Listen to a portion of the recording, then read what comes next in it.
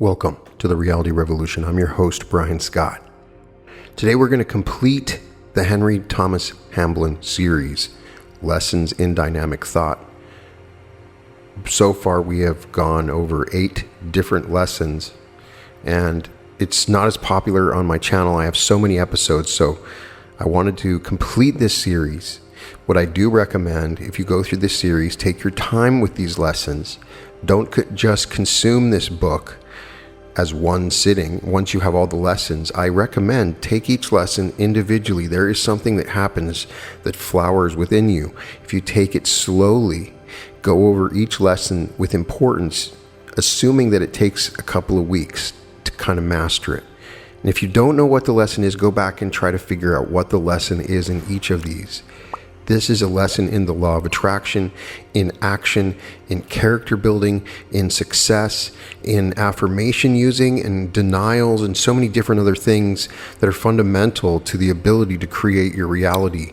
It's a really good structure and framework to start with if you're deciding for yourself that, hey, I want to change my reality. I need to change the way I think. I think that it's very good like that. And it reminds me when I played basketball in high school, and my coach would always just say, you have to know the fundamentals. Don't get tricky with it. You have to know how to dribble the ball and pass. And so what we're learning is the fundamentals of thought. Sometimes these lessons may have seemed boring, and the views on these are a little bit lower as each lesson goes. So I wanted to complete it to make sure those that were doing the lessons do it. But I recommend, hey, take your time with it. Henry Thomas Hamblin was a masterful writer, and a lot of these lessons don't feel old as other new thought authors kind of do.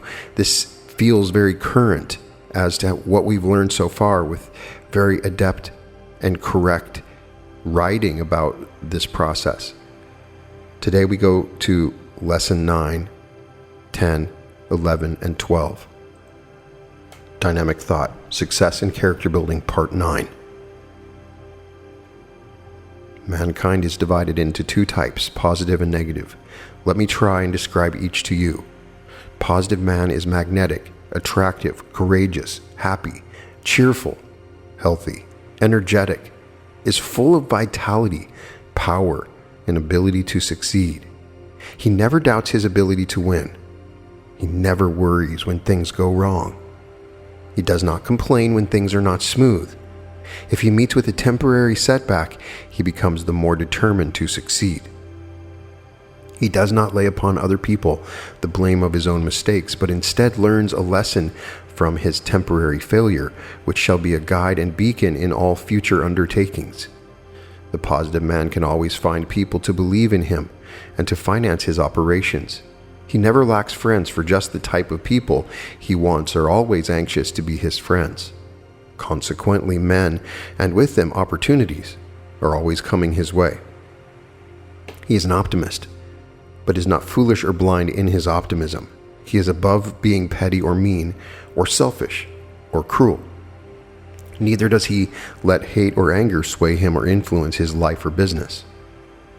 He inspires confidence, compels attention, is a leader rather than a follower, and literally exudes an atmosphere of success. A negative man is, of course, the antithesis of this type. He is fearful, given to worry, apt to look on the dark side of things, is afraid to act too much on his own responsibility, and seeks the help and advice of other people. Has difficulty in making up his mind, and when he has made it up, he often changes it. He lets others pass him in the race of life, and then worries because he fails to get on. He is never much of a success in life. No matter what he achieves, he might have done very much better. He seldom realizes that his failures are due to his own failings, but instead lays the blame upon other people's shoulders or ascribes his troubles to chance or ill fortune. His company is not cheerful and is not sought by other people, except 1 or 2 as miserable as himself.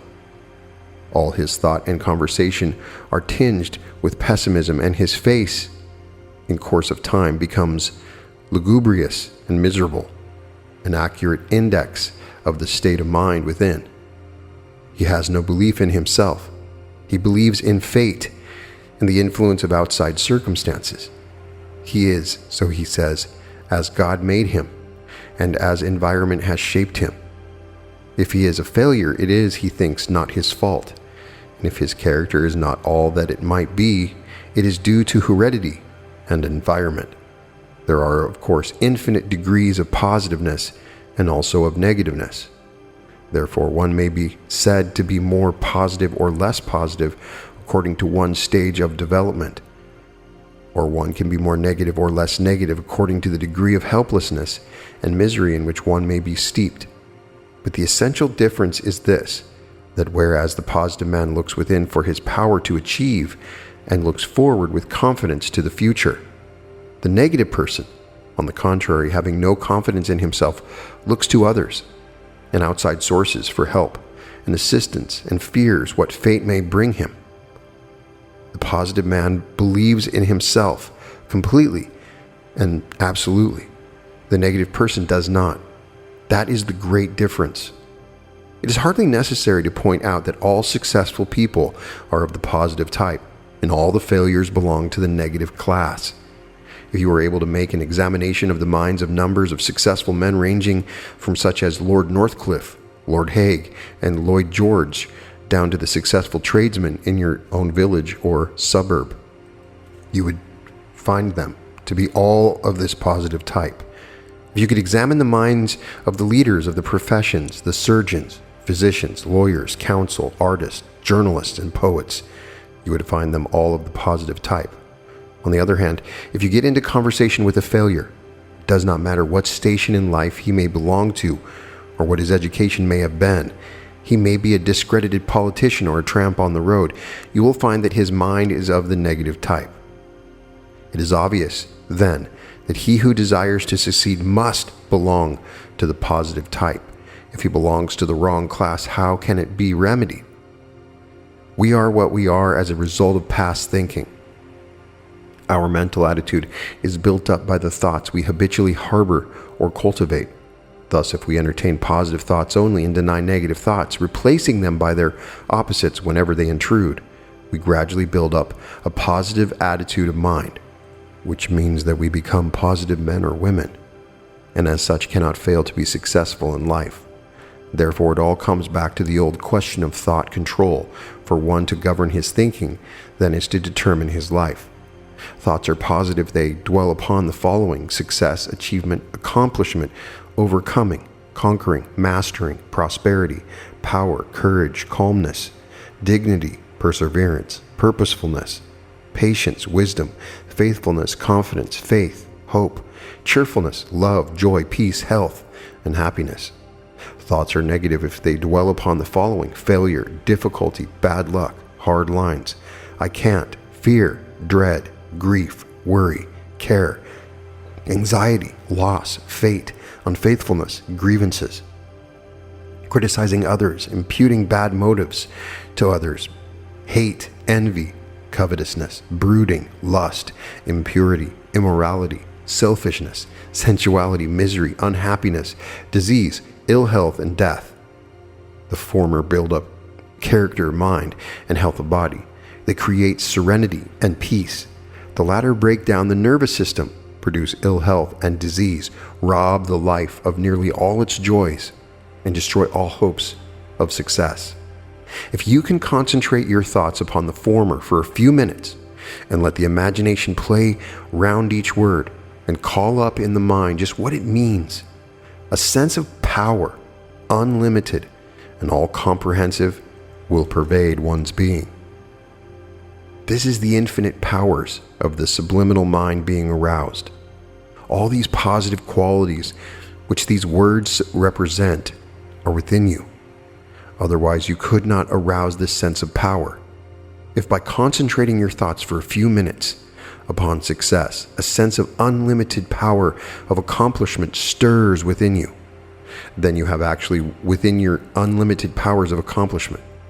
If by thinking only of joy for a few minutes, a sense of intense joy pervades the mind, then you have simply called into activity an inexhaustible reservoir of joy that already existed within you. You cannot call into activity that which does not exist in the same way if you concentrate your thoughts upon a negative quality, such as misery. You will after a few minutes become gloomy and depressed, or if your mind dwells on fear, you will soon become full of dread and apprehension. Therefore, your success, health, and happiness all depend upon the type of thought that you entertain. If your mind dwells upon positive thoughts only, then you become positive and by sustained action successful. If, however, you think negative thoughts, you become negative and consequently a failure. How then shall you so control your thinking that only positive thoughts are allowed? The answer is by eternal vigilance, constant watch and guard, and by incessant denials and affirmations. Whenever a weak or vile or unworthy thought attempts to enter your mind, deny its existence in your perfect mental world and affirm in its place the exact opposite of the one you have denied. For instance, a thought may come to you that you will fail the examination for which you have shortly to sit, or that a certain important interview will end disastrously for you, or that you will not be able to pay the rent next quarter day. Whatever the thought may be, if it is a negative, deny it from your mind. Raise yourself into your perfect world of mind and say, there is and can be no failure. Man is a perfect mental creature. Potentially all the powers of the infinite are his. Therefore, he can never fail. And then affirm, I am success. Everything that I attempt, I completely accomplish. I am success. Then visualize yourself successful in that which you have attempted. The examination passed, the interview successfully ended, the rent paid. See yourself radiant with success. Feel yourself lifted up by the power within. Let the thought, I am success, sink deeply into your subconscious mind. Let this be projected into space to gather unto itself thoughts of a similar quality and power, which shall come back with it to minister to your joy. And you will find the negative fearing thought will flee away. Thus you will become master in your own house and captain of your own soul. Thus will you be built up in character and strengthened with determination and ability to accomplish. Thus will you be enabled to go forward with joy and confidence to possess your glorious heritage. The following affirmation used at night, just as you are falling asleep, will be helpful. After a few weeks, it will have become unnecessary and should be discarded. When negative thoughts assail me, I will deny them and replace them by thoughts of power. Then visualize yourself pursuing the path of achievement, which you have so often before seen in your mind's eye. Imagine that you see people trying to drag you from the path and seeking to persuade you to travel down a side turning. See yourself shake them off easily and firmly continuing your journey to that bright vision which to you is success. I have said that there are varying degrees of positiveness, just as there are degrees of negativeness. For instance, the lowest form of success thought is I can succeed. A student may have all his life thought he could not succeed. He may have thought that others might succeed because they were clever or had better opportunities or blessed with luck. But he, poor fellow, being neither clever, lucky, nor presented with opportunities, cannot succeed. He must forever be content to remain a mere hewer of wood and drawer of water. But one day we will imagine he reads a pass me on pamphlet and reads for the first time that he has within him the power to succeed and accomplish, and like a flash, he realizes the true inward powers and cries, I can succeed. That, of course, is the first step. Very soon he says to himself, I will succeed, and thus finds himself or herself. This is an old writing, and he uses the he, but he's referring to both. And thus finds himself on the second step, and for some time progresses on these lines. This is a rugged and stony path because progress depends almost entirely upon willpower, and progress by willpower alone is exhausting and trying to a degree, but soon the student realizes that he has acquired a new or wider consciousness and says with joy and wonder, "I am success." He has now reached a higher region of the mind. He is now exercising a larger and deeper faith. He realizes for the first time that success is not something that is outside himself or that has to be searched for or chased. He realizes that not only is his success within him, but that he himself is success. I cannot explain it further. I'm dealing with a state of mind which cannot be described, but which can be experienced. When the student has attained to this stage of consciousness, he can no longer fail in life. His life henceforth becomes a constant progression, a passing onwards to higher heights and more glorious achievements. This is the reason why I have made the affirmation to read, "I am success," instead of "I will be successful." To say that you will be successful is good, but it puts off your success to a future time. To affirm that you are success or successful now is to make your success to begin here and now. Conscientious readers will say at once, "How can I say truthfully that I am success when all the time failure enters so much into my life? I have just failed to pass an examination, and through lack of energy and perseverance, have let the opportunity of a lifetime slip by. How then can I affirm myself success?" The answer is that you are success in reality. In your inner self, you are success, because you are a mental creature and have all the elements of unbounded success inherent within you. You, your real mental inner to be. If you affirm that you are success and will persist and persevere with that affirmation, then in your inner self, you are success. And later, this will be translated into your outward life. What is created in the unseen is later manifested in the seen. By the affirmation, "I am success," you create success within. Later, this finds expression in your outward life in the form of achievement, accomplishment, and material prosperity. Therefore, when a thought or suggestion of failure attempts to gain admission to the citadel of your mind, kill it by denial and affirm it in its place, the success formula that I have given you. Thus will the attitude of your mind be built up into a definite form. By affirming "I am success" and by visualizing yourself as the embodiment of success, by seeing with your mental eyes yourself with your ambitions realized and with all things at your feet, you will construct a concrete image in your mind, which will form a matrix, out of which will proceed the material success and accomplishment, which are its visible expression. It cannot be emphasized too much that success is not a something to be won.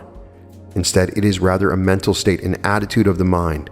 The mind itself has unlimited power, and mental power or thought is the power or force that is greater than all power or forces. Therefore, the power to accomplish all things is within us.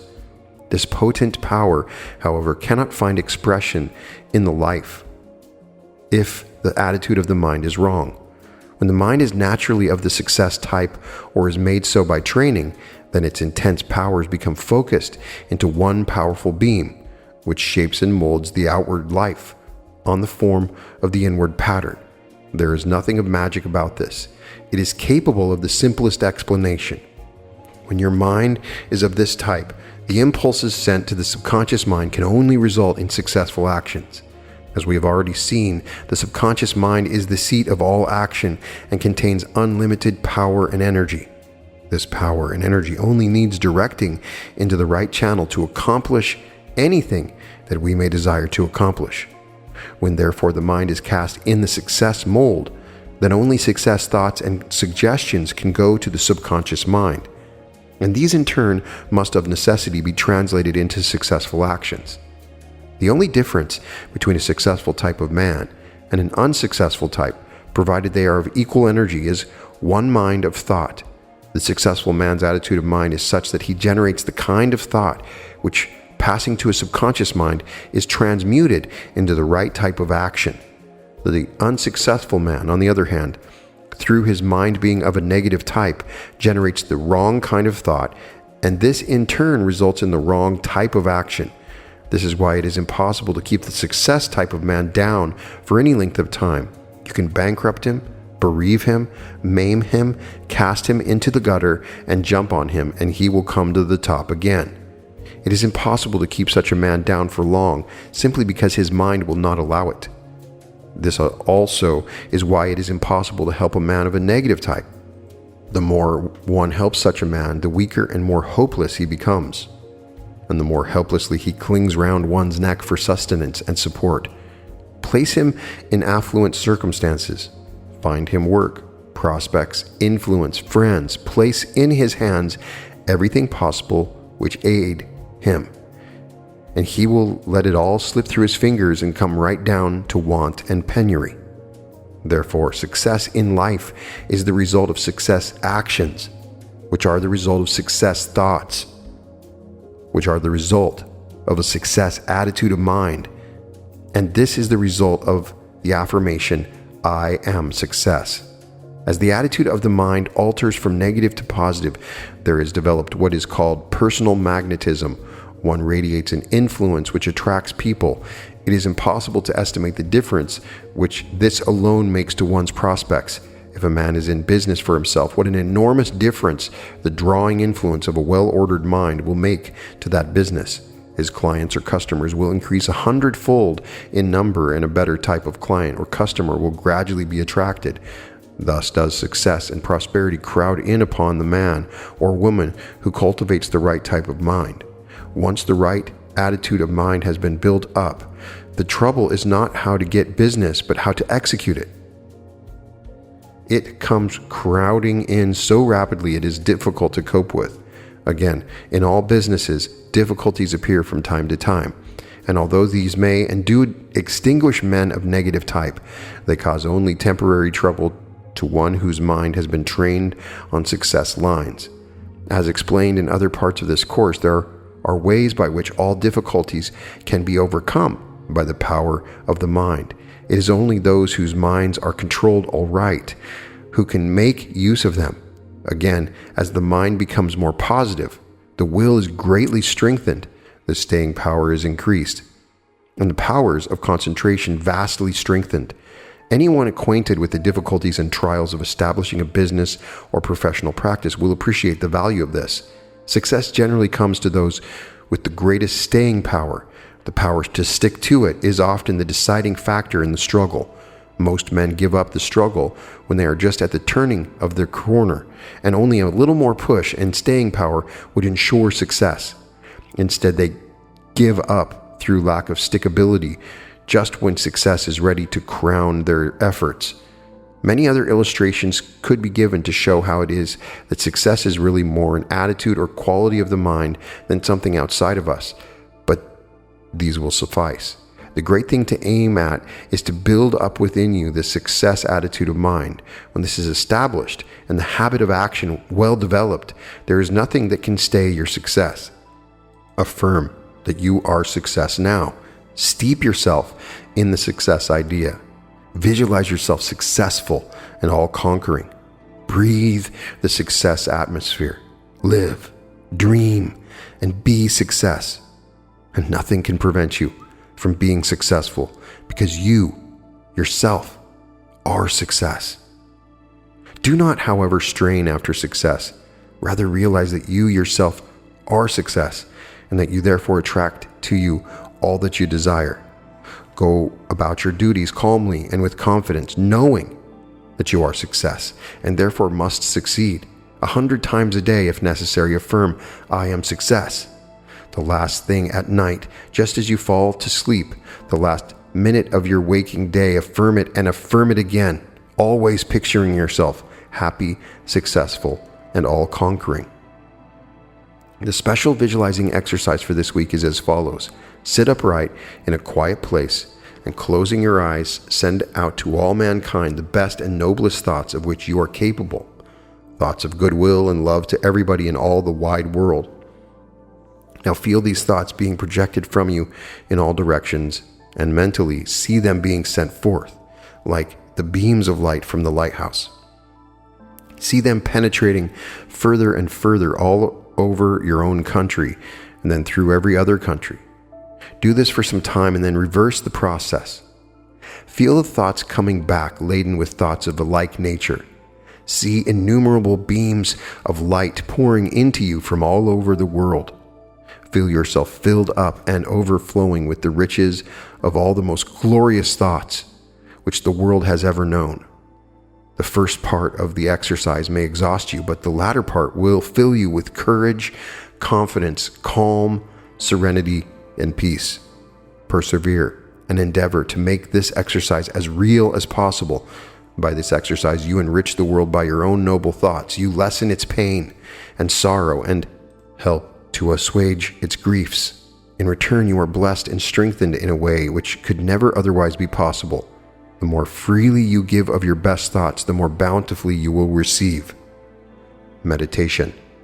Meditate daily upon the following words of James Allen. You say you are chained by circumstances. You cry out for better opportunities, for a wider scope, for improved physical conditions, and perhaps you inwardly curse the fate that binds your hand and foot. It is for you that I write. It is to you that I speak. Listen, and let my words burn themselves into your heart. For that which I say to you is the truth. You may bring about that improved condition in your outward life which you desire, if you will unswervingly resolve to improve your inner life. I know that pathway looks barren at its commencement. Truth always does. It is only error and delusion which are at first inviting and fascinating. But if you undertake to walk it, if you perseveringly discipline your mind, eradicating your weaknesses, and allow your soul forces and spiritual powers to unfold themselves, you will be astonished at the magical changes which will be brought about in your inward life. As you proceed, golden opportunities will be strewn across your path, and the power and judgment to properly utilize them will spring up within you. Genial friends will come unbidden to you. Sympathetic souls will be drawn to you as the needle is to the magnet, and books and all outward aids that you require will come to you unsought. Appendix. Continue to deny evil, illness, sickness, disease, failure, poverty, limitations, and all negative states. The more perfectly you expunge them from your mind, the more blessed will your life become. Constantly affirm health, success, prosperity, freedom, and all positive states, and carry a vision of them always before you. Spend as much time as possible in the silence, for in quietness and confidence shall be your strength. Also, whenever during the day you have to make a decision, mentally retire into the silence and gain wisdom and inspiration from the infinite. Thus shall you be kept from all mistakes and blunders, and your life become rich with blessing, because it is lived in obedience to the universal law.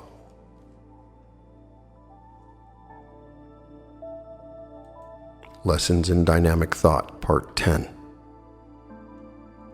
There are two great obstacles in the path to success and health. They are fear and hate. Not only do they bar the path to success, not only do they break down the health, but they also destroy all happiness and peace of mind. They are the most negative of all negative qualities and give rise to the most negative of thoughts and the most destructive emotions. They break down the fabric of character, destroy the nervous system, and create disharmonies and disturbances which effectively keep success, health, peace of mind, and happiness at a distance. There has never been a truly great figure in the world's history that has harbored fear. On the contrary, the truly great have always been distinguished by their faith and courage. Great characters, accomplishers of great achievements, the truly successful, know full well that they can only do great deeds or accomplish mighty purposes to the extent that they are able to banish fear and hate from their minds and lives. Fear is the deadly enemy of accomplishment. It paralyzes effort, destroys initiative, and corrodes the mental machinery. Fear and worry go hand in hand. The one produces the other. Worry never yet succeeded in overcoming a difficulty. Neither has it ever succeeded in elucidating a problem. All it can do is to destroy health, wreck happiness, and peace of mind, and make the difficulties more difficult to overcome, and the problems less easy of solution. Fear, worry, care. What a terrible trinity. How destructive they are. What numberless lives they have marred and ruined. Mental gifts, high attainments, university education, opportunities due to birth, breeding, and influence, help of friends and relatives, even genius or ability almost approaching genius. All in vain. All are rendered futile if the mind is allowed to entertain fear. Unless fear is cast out of the life utterly, there can be no success. Entertain fear in your mind and you slam and bolt the door of all achievement. You sound the death knell of your hopes and ambitions. Fear is everywhere. Fear of want, fear of starvation, fear of public opinion, fear of private opinion, fear that what we own today may not be ours tomorrow, fear of sickness, fear of death. Fear has become with millions a fixed habit. The thought is everywhere. The thought is thrown upon us from every direction. To live in continual dread, continual cringing, continual fear of anything, be it loss of love, loss of money, loss of position or station, is to take the readiest means to lose what we fear we shall. By living in fear, you not only slam the door on all progress, but you also attract to yourself the very thing that you dread. If you dread sickness, then the fear of sickness will break down your nervous system, and this will lay you open to every kind of disease. If you fear failure in your business, then all your actions will savor of failure and your business will come to a speedy end.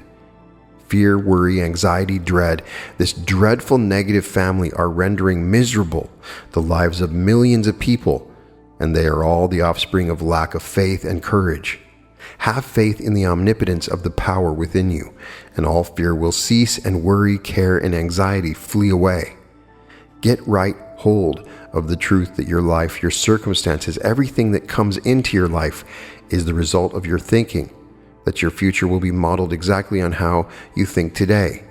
Realize that everything is in your hands, and that as you are building well today, the future must and will be well.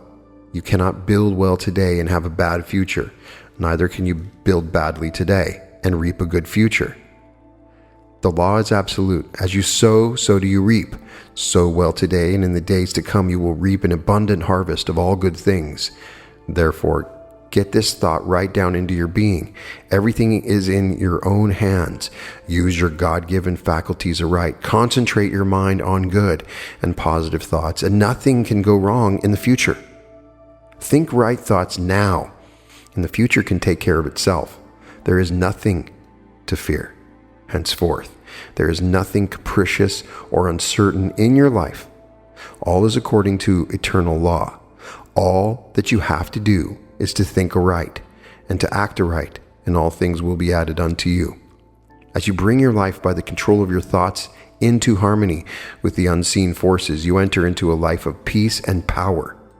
There is nothing whatever about which you need fear or worry, because you are in harmony with all the universe.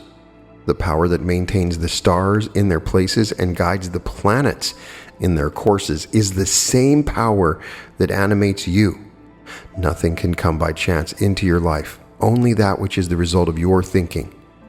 Now is given into your hands the power and the knowledge whereby you can control your thinking, the power and the knowledge by which you can choose those thoughts which will build up your life in beauty and strength and ensure a harmonious future. Nothing can go wrong in your life if your thoughts are right. Right cannot produce wrong. Neither can wrong produce right. Get your thoughts under control, and all evil must flee away. Therefore, there can be nothing to fear. Your life is in your own hands. He who is established in truth and courage need fear no evil, for evil has no power over one whose soul has cast out fear. When thought of fear assails you, and at all available times make use of the following denial: there is nothing in all the universe that can make me afraid. After the denial of evil, this is the greatest denial of all. The most terrible thing in anyone's life is the belief in and thought of evil. But fear is almost as destructive, yet there is nothing to fear. There is no evil, and there is nothing to fear. They only exist in our minds. While they exist in our minds, they are only real and terrible, but they have no real existence apart from our minds. The only power that evil and fear and the things feared have is the power that we invest them with by our thoughts. Nothing exists apart from our minds. Everything is mind or thought, and its phenomena or manifestation. This is proved up to the hilt by the fact that when you have, by the power of denial, there is no evil, and the affirmation, there is only infinite good, cast the thought of belief in evil out of your mind, then you discover that there is no evil outside of human thought, and that there is and always has been only infinite good. In the same way, when you, by denial and affirmation, have cast out fear, you discover to your joy that there is nothing and never has been, never can be, anything to fear. There only exists that which exists in the mind. Therefore, to cast out fear, raise yourself into the perfect world of mind, realizing that you, your real you, are a perfect mental creature, radiant and divine, that you are an individualized expression of the great infinite mind of the universe, and as such are gifted with godlike powers. Having raised yourself mentally above the world of petty strife, of limitations, and time and sense into the perfect world of mind, realize that you are in harmony with and form a part of the great power behind the universe. That infinite mind or principle perfect good, which is guiding spirit behind all life's mysteries, get into touch with and realize your oneness with this infinite mind of perfect good, and you will realize that there can be nothing to fear. You are in harmony with the infinite principle of good, and there is nothing that can harm you, of which you need be afraid. Stand firm then. Looking up, realize your one-ship with the highest powers, your harmony with all the divine forces, and use the denial unceasingly. There is nothing in all the universe that can make me afraid. Having purged your mind of fear, next build it up and strengthen it by this affirmation. I'm in harmony with the infinite principle of good that permeates the universe and against which evil has not the slightest power. Therefore, I am unafraid. Nothing can harm or destroy, nothing can ruffle me or disturb my peace of mind. I am carried forward by the invisible forces of good, all is well. Then realize this stupendous truth and visualize yourself standing dauntless and unafraid, serene and calm, borne up by higher powers. As we, by the power of thought control, develop our subliminal powers, we become conscious of a new self developing and manifesting itself within us. This is our subliminal self. Not only do we become increasingly conscious of the new powers within, but we also are aware of the powers without us. As we develop our inward powers along correct lines, so do we come into harmony with the powers without. There are powers within and powers without, all of which will help and bless us if we only come into line with them. There are, of course, testing times in all lives, but to the well-trained mind, this should give no cause for fear. It is how we bear ourselves at such times that determines our real worth and use, whether we have stamina, backbone, courage, real character, and if at such times we can stand unfaltering, uncomplaining, desirous of neither sympathy nor pity, patient but resolute, in doing today what today reveals to be done, and so ready for the morrow when it comes. There can be but one outcome. The higher powers of all the universe stand back of such life. They uphold it. They sustain it. They stamp it with success. They crown it with adoration and with honor. R.W. Trine in The Wayfarer on the Open Road. Therefore you have nothing to fear, so cast out fear and meet the future with joy and gladness. The other great obstacle to health and success is hate. There can be no health or success in life for the one who hates. He who hates emits a force which rebounds back upon himself. Hate injures the one who hates far more than the one hated. Hate poisons the blood of the one who hates and tears down his nervous system. Hate is negative and destructive. Love is positive and upbuilding. Hate affects adversely all the vital processes. It destroys health, wrecks happiness, and turns the life into an inferno of trouble. Have you ever noticed the lives of those who indulge in hate? They are a continual round of trouble. Before they finish one brawl, they find themselves engaged in another. They are at loggerheads with nearly everybody, and misfortunes seem to dog their footsteps. Misfortunes and troubles are attracted to them as a direct result of their hate. Through indulging in negative thoughts and emotions, negative conditions are produced and attracted. This is why people who hate are not always in trouble through other people's hatred, but they attract to themselves trouble and disasters which seem to have no connection with hate, but which are in reality a direct result of that condition of mind. Therefore, dear reader, if you have hatred, malice, or resentment in your mind or life, pluck it out and cast it away, because you can never be successful, never be happy until you have done so. The best way to cast out hate is to hold your mind continually in the attitude of goodwill to all men.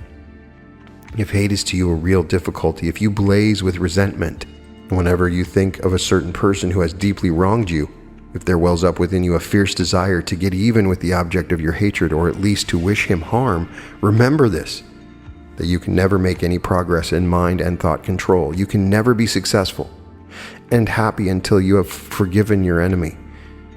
If, just as you are falling asleep, you use the following combined denial and affirmation, you will find it much easier to conquer your negative failing during the next day. First of all, raise yourself into your perfect world of mind. Deny evil and affirm infinite good, and then say, I forgive and forget all my enmity and anger. I send out thoughts of love and goodwill to all mankind. Get your mind into this attitude and all will be well. By thinking in this way, you create currents and vibrations which will bring you blessing, happiness, health, healing, and success. It may seem strange to insist upon forgiveness and love in lessons on mind training and success development, but believe me, there can be no true all-around success, no happiness or harmony in life so long as hatred, malice, and uncharitable are cherished.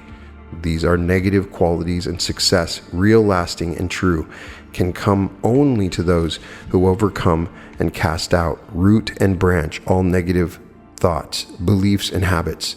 Great minds are above all such petty, mean feelings as hatred, spite, and malice. It is the truly great who can best afford to be magnanimous. By regulating and controlling your thinking, by casting out fear and hate, and all other negative states, you too can become great in mind and noble in action. Therefore, when you make the above affirmation, visualize yourself raised above the petty cares and strifes of men, looking with a broader outlook above those who hate and squabble and disagree. There is a mental realm of peace and quietude, which is far above earth's troubles. But before you can enter into it, you must first put yourself right with your fellow men. We cannot dwell there if we are not dealing fairly with the world and giving our very best service to the cause of humanity. We cannot dwell there if we fear. We must first of all banish fear and possess our hearts with courage. We cannot dwell there if we are selfish, nor if we desire or demand for ourselves anything or state which we are not anxious that all should partake of or enjoy. But when we have put ourselves in harmony with all the higher forces, then we can rise above the things which vex and grieve the hearts of men. We can rise to a plane where absolute calm and peace continually abide. I can hear some of my readers saying, "What has this got to do with success in my life?" My answer is everything. It is because the majority of people are so full of worry and care. They are perplexed and anxious. It is because they are so perplexed and anxious and so wrapped up in little, petty, non-essential things, they are never able to take the broad view and consequently can never be successful. A man or woman with a small, petty mind can never be successful. It is only those with imagination and breadth of view who can plan a successful campaign and successfully carry it through. It is impossible for anyone to put forth his best effort if he is worried and careworn or fearful or full of hate. The nervous system is so weakened, the life force is so corroded, there is none of that vital, living, overpowering energy which is necessary to success. Neither can the mind be concentrated upon the business in hand, nor the problems to be solved, nor the difficulty to be overcome, if it is engaged in worry, anxiety, hate, or fear. Therefore, I say, learn to rise to that higher state of mind where peace and calm and confidence continually abide. The special visualizing exercise this week is as follows. Sit yourself in a quiet place, upright in a chair. Close your eyes. Now mentally send out to all the world your best service. If you are a great writer of books, see them being sent by thousand by rail and steamship all over the globe. If you're a merchant or a manufacturer, see your goods being dealt with in the same way. If you're an artist, see your pictures going to many lands. If you're a poet, see your poems bringing joy and peace to thousands of hearts everywhere. No matter what your occupation may be, or maybe in the near future, see the effects of your service going out to all mankind. Do this for a few minutes and then reverse the process. See money coming back to you from all over the world.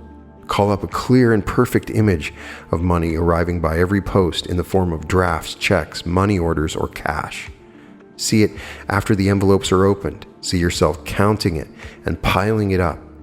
Do this for a few minutes and then dismiss that matter from your mind. Meditation.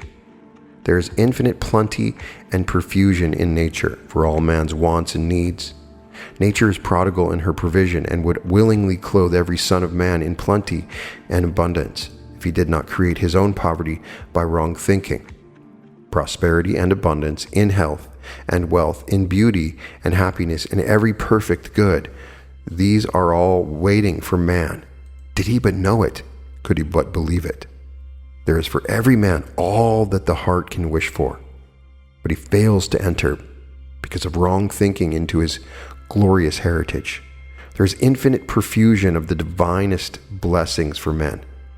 They are mine now and will come to me when I, by means of scientific thinking, have purified my thoughts and cleansed my mind, when I have got rid of hate and fear and selfishness and weakness, and have built up my mind in love and courage, unselfishness and strength.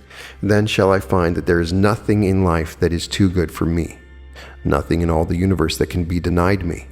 Nature withholds nothing from the man who is unafraid and whose thoughts are in harmony with the universal mind, whose heart is free from hate and malice.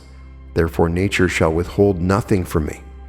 And what I affirm for myself, I desire also for all my fellow creatures, that they too may experience all the joy that I experience, and learn how to bring their lives into harmony with the infinite principle of good.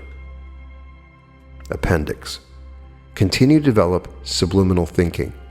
Take all your difficulties and perplexities into the silence, and let your great inner mind, drawing upon the eternal wisdom of all the ages, give you the true answer that you need. Whenever you desire inspiration or original ideas, seek them in your subliminal mind, because there alone can they be found. Lesson 11. Dynamic thought, success, and character building. What is success? To one it means one thing, and to another it may mean something quite different. Some desire happiness and love above all things, and could they but gain these would count themselves successful in the highest degree. Even though their circumstances remained humble and comparatively poor, some desire fame and distinction in science. Their ambition is to invent, to discover or investigate, to do something that has never been done before. The only reward they seek being the joy of accomplishment. Some again desire to be great in music, painting, in sculpture. Others seek to be leaders in their chosen profession of medicine, law, preaching, or politics. Others have ambitions to serve their day and generation, to give and be spent in the service of humanity. Some seek mental and others spiritual attainments. Some again would be perfectly satisfied if they could obtain perfect health. Success in its lowest form is the acquisition of wealth, the building up of large businesses, or the earning of a large income. Although this aim is not so lofty as its predecessors, yet it is not an unworthy ambition, and if kept within bounds will result in benefit to the community and not too great a burden to the individual. Whatever your ambition may be, follow it. Whatever you have a taste for, whatever it is you have a burning desire to accomplish, follow it and strive after it. It is useless to try and be successful if you're a round peg in a square hole. Before you can make your life a full and abundant success, you must find your niche, and fill it. There is somewhere in the world work for you to do, work which no one else can do as well, and which no one else can do in quite the same way. Many are the illustrations one could bring forward in support of this. Men who were anything and everything and unsuccessful in all until at last they hit upon something which they could do a little better than anybody else and which brought them the most amazing success. If you have an ambition, follow it, seek it, concentrate all your energies upon it. Bend and focus all the faculties of your mind toward its accomplishment. Fortunes have never been made. Neither have high ideals ever been attained by half-hearted or lukewarm effort. Hit the nail of ambition on the head with all your might and strength. Don't tap it like you would a tin tack. Strive manfully, relying upon the power within you, and sooner or later great success will be yours. If you have not yet found your niche, seek for it. Seek and ye shall find is true of the mental world as it is of the spiritual. Seek and keep on seeking, and interior illumination will show you the path and open up the way. While searching for your niche, do not neglect your business or profession or work. Some have been foolish enough to throw up their present calling before looking for a fresh one. Needless to say, this is not the course that these lessons recommend. Be like Tom Barron, the poultry breeder. At one time a poor shoemaker, he kept a few chickens for hobby and profit. He developed a great liking and genius for rearing chickens, but he stuck to his last. However, there came a day when his poultry rearing house became so lucrative that after a long consultation with his wife, Tom Barron decided to give up his shoe mending and devote his whole time to poultry. Now all the world knows Tom Barron, the great expert in business, the most successful rearer of egg-laying streams, and the richest man who ever made money out of poultry. Mix caution with your ambition. Do not be headstrong. Be a blend of tremendous energy, burning ambition, and wholesome caution and restraint. The way out of undesirable conditions, the path by which you will find your niche in life, where your work will be an everlasting and surpassing joy, is by doing your duty in your present sphere, and listening to and obeying the inward voice of wisdom. If you shirk duty and responsibility in order to get on, you defeat yourself and curse your life. On the other hand, if you do your duty, however unpleasant, and shoulder with cheerfulness your responsibilities, no matter how heavy, affirming success, visualizing better conditions, listening to the inward voice of wisdom, you will find that sooner or later the way will be opened up before you in a wonderful manner, and you will enter into a life of great joy and usefulness. The outward life will and must conform to the inward life. Sooner or later the change must come, but only if you are calm, untroubled, and serene. In your desire to find a way out of undesirable conditions, do not be tempted to take any shortcut. Be guided only by the inward voice of intuition. No matter how anxious you are to change your conditions, do not be persuaded to do anything that will not bear the strictest examination in the light of your highest concept of truth. Therefore, take these nevers as signposts and beacons to warn you from shortcuts, so-called, which lead only to disaster and failure. Never wrong anyone. Never betray a trust. Never go back on your word. Never do anything selfish. Never repudiate an agreement. Never shirk your responsibilities. Never do anything that looks mean in the light of your perfect world of mind. Finally, live your life to a principle, the principle of truth, justice, and love. In choosing your ambition, but more often, of course, it is that ambition chooses you. But whichever it is, examine it carefully and see just where it is going to lead you. Even if ambition chooses you, you still have the power to exercise restraint and modify it according to reason. Ask yourself the question, am I prepared to pay the price of success? If it is money and business success that you are going to seek, are you prepared to pay the price? Remember that men of this type live laborious days. They can never get away from their business. Many have telephones by their bedside. Some have a bedroom and bathroom at their office so that in times of stress, they need not go home, but can work 20 and sometimes 22 hours a day. Unless gifts with constitutions of iron, such men become nervous wrecks, and most of them have no enjoyment in life outside their business. Their wealth is of no use to them. In order to keep fit, they have to live on the most simple fare, and as regards work and recreation, a navy or convict has an easy and congenial time in comparison. Their only joy is the joy of accomplishment, the glow of satisfaction at having achieved. Are you prepared to pay the price that such a success demands?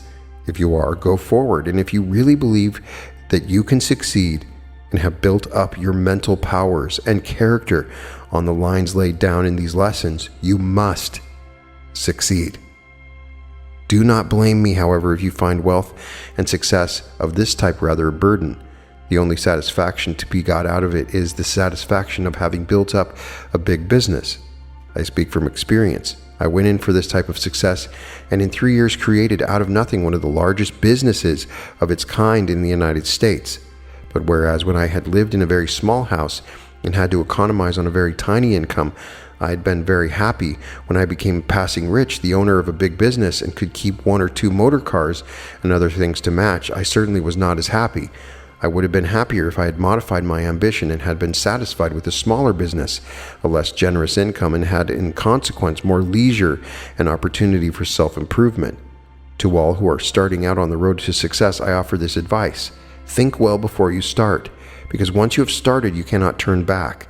Even if after a time you find that you have made a mistake, you must keep on, because to chop and change your mental image about is to court disaster and bring confusion into your life. When once you have put your hand to the plow, you must never look back. Therefore, before starting, make sure that you are starting on the right road. After all, the satisfying of a great ambition is not the best thing in life.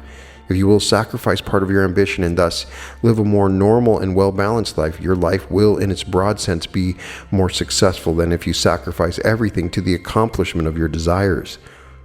One can become a millionaire and be but a poor shriveled soul in other respects.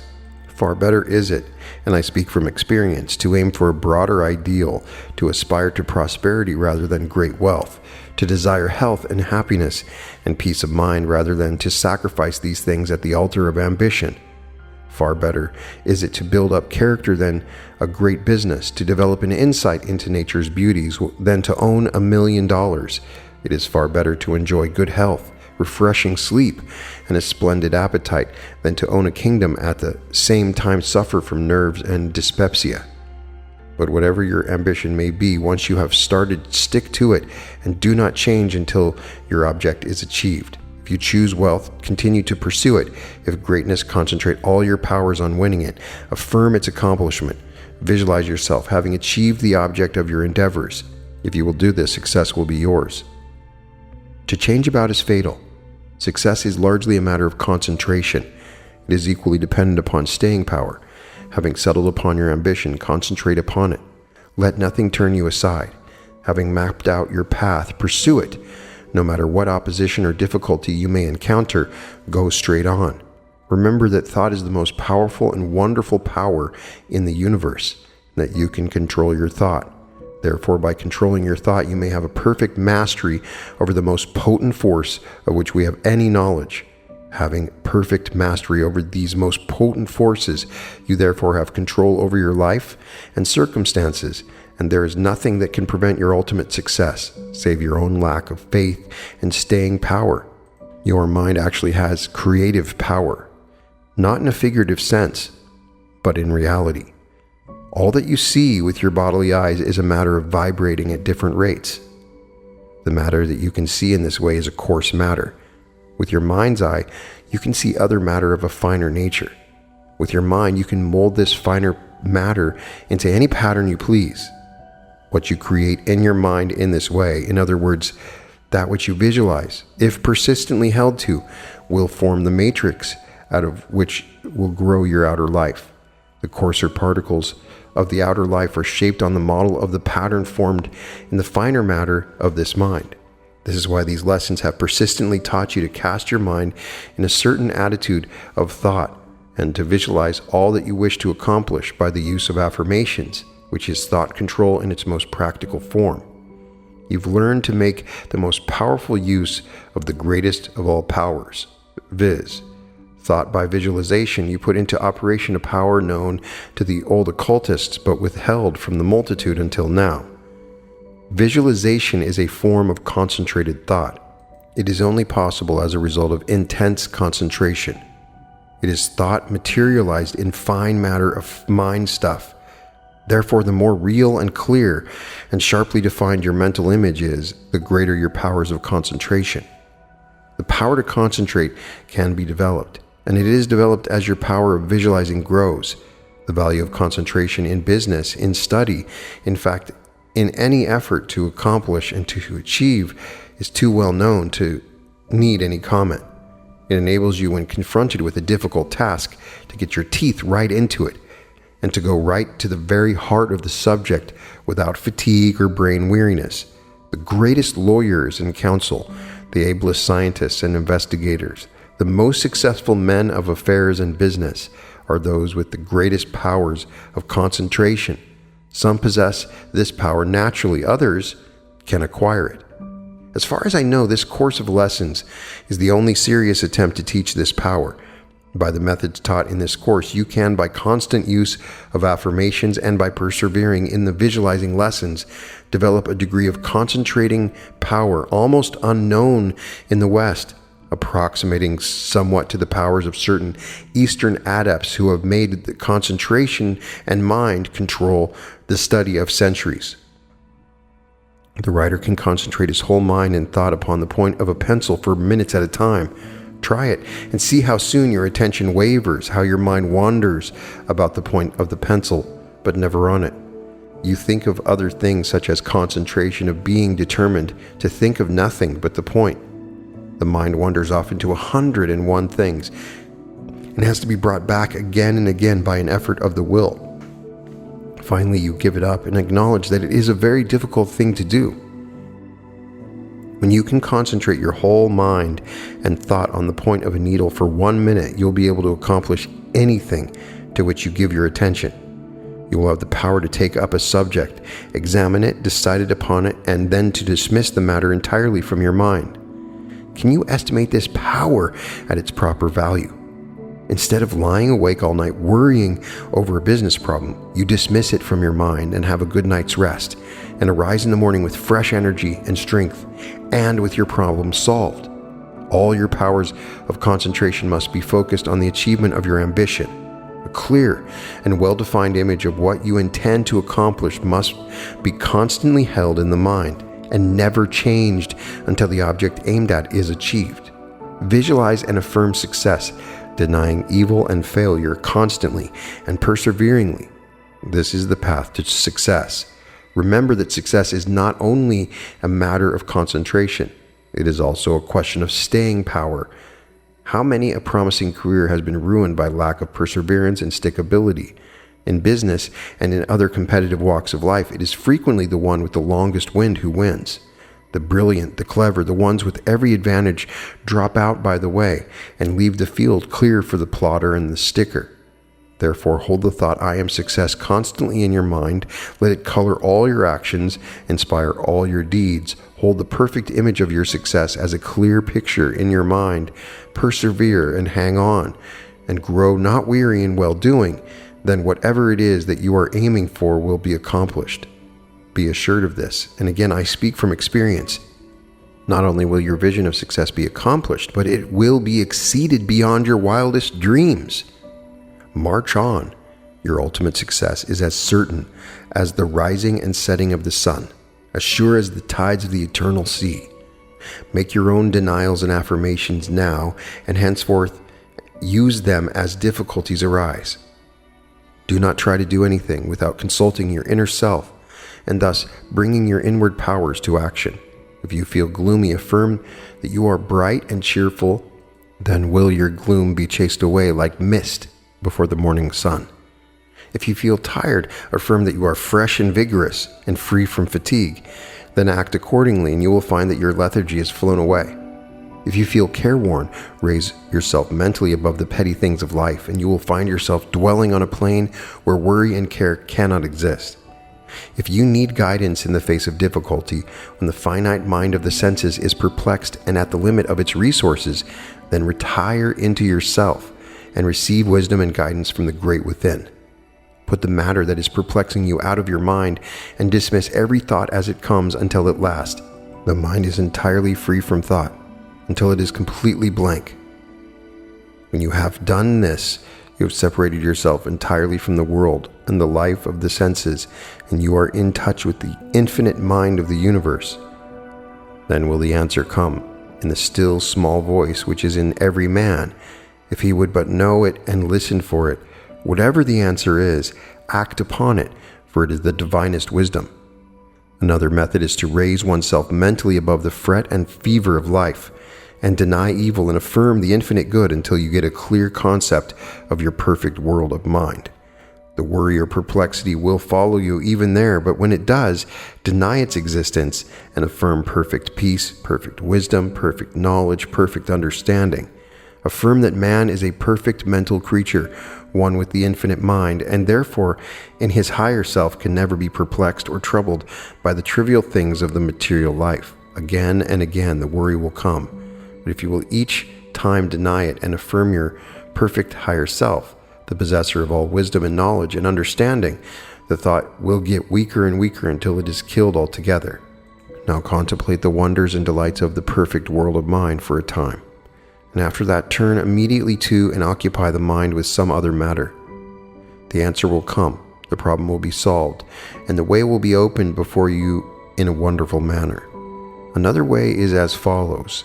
Just as you are going to sleep, after conquering the worry thought and rising superior to it in your perfect world of mind, simply hold the problem in your mind in an expectant way, believing and affirming that in the morning the problem will be solved. When the morning arrives, you will find on awaking the solution to your perplexity, or it will come to you as you are getting up.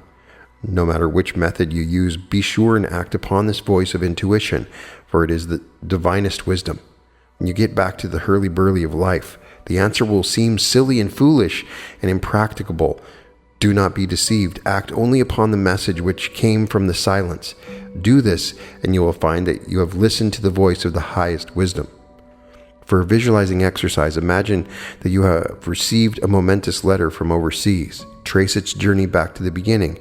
First the postman, the local sorting office, the mail train, the general post office of the large city, the mail train from the coast, the mail carrying steamship, the journey across the seas, the journey from the foreign port by rail to your friend's home. Then see your friend sealing the letter, then see him writing it. Now look into your friend's mind and see the thought that inspired the letter. Meditation. I am success. By constant and eternal vigilance, I kill by means of denials every thought of fear, of failure, of poverty and lack, and replace them by affirmations of success, prosperity, and achievement.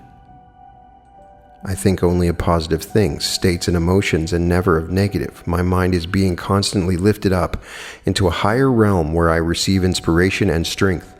My inner mind is one with the universal mind, therefore I draw upon the inexhaustible strength, energy, and wisdom of the infinite. Through thinking positive thoughts and meditating upon positive states, I attract to myself streams of thoughts and emotions of a like character which strengthen and help me. I grow into the likeness of that upon which I meditate. I become more positive. I become a magnet. I draw and attract to myself all that I need. Difficulties are smoothed out. People and opportunities come to me unbidden. The way is made clear before me, and all things work together for my good. My services to the world become increasingly valuable. I get a greater and deeper insight into my work. I am inspired in such a way that I can do better work and more work and greater work than ever before. Therefore, I can see in my mind's eye all desirable things coming to me. All are seeking me instead of seeking them.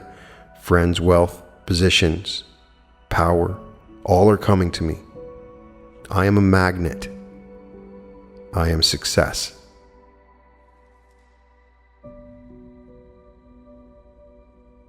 Appendix. All the good there is in memory training systems can be summed up in a few words. The reason some people cannot remember is because they do not pay sufficient attention. If you were making phonograph records, you would have to arrange things so that a deep, sharp impression was made in the wax. If only a faint impression was made, then only a faint jumble of sounds could be reproduced. It is the same with the mind.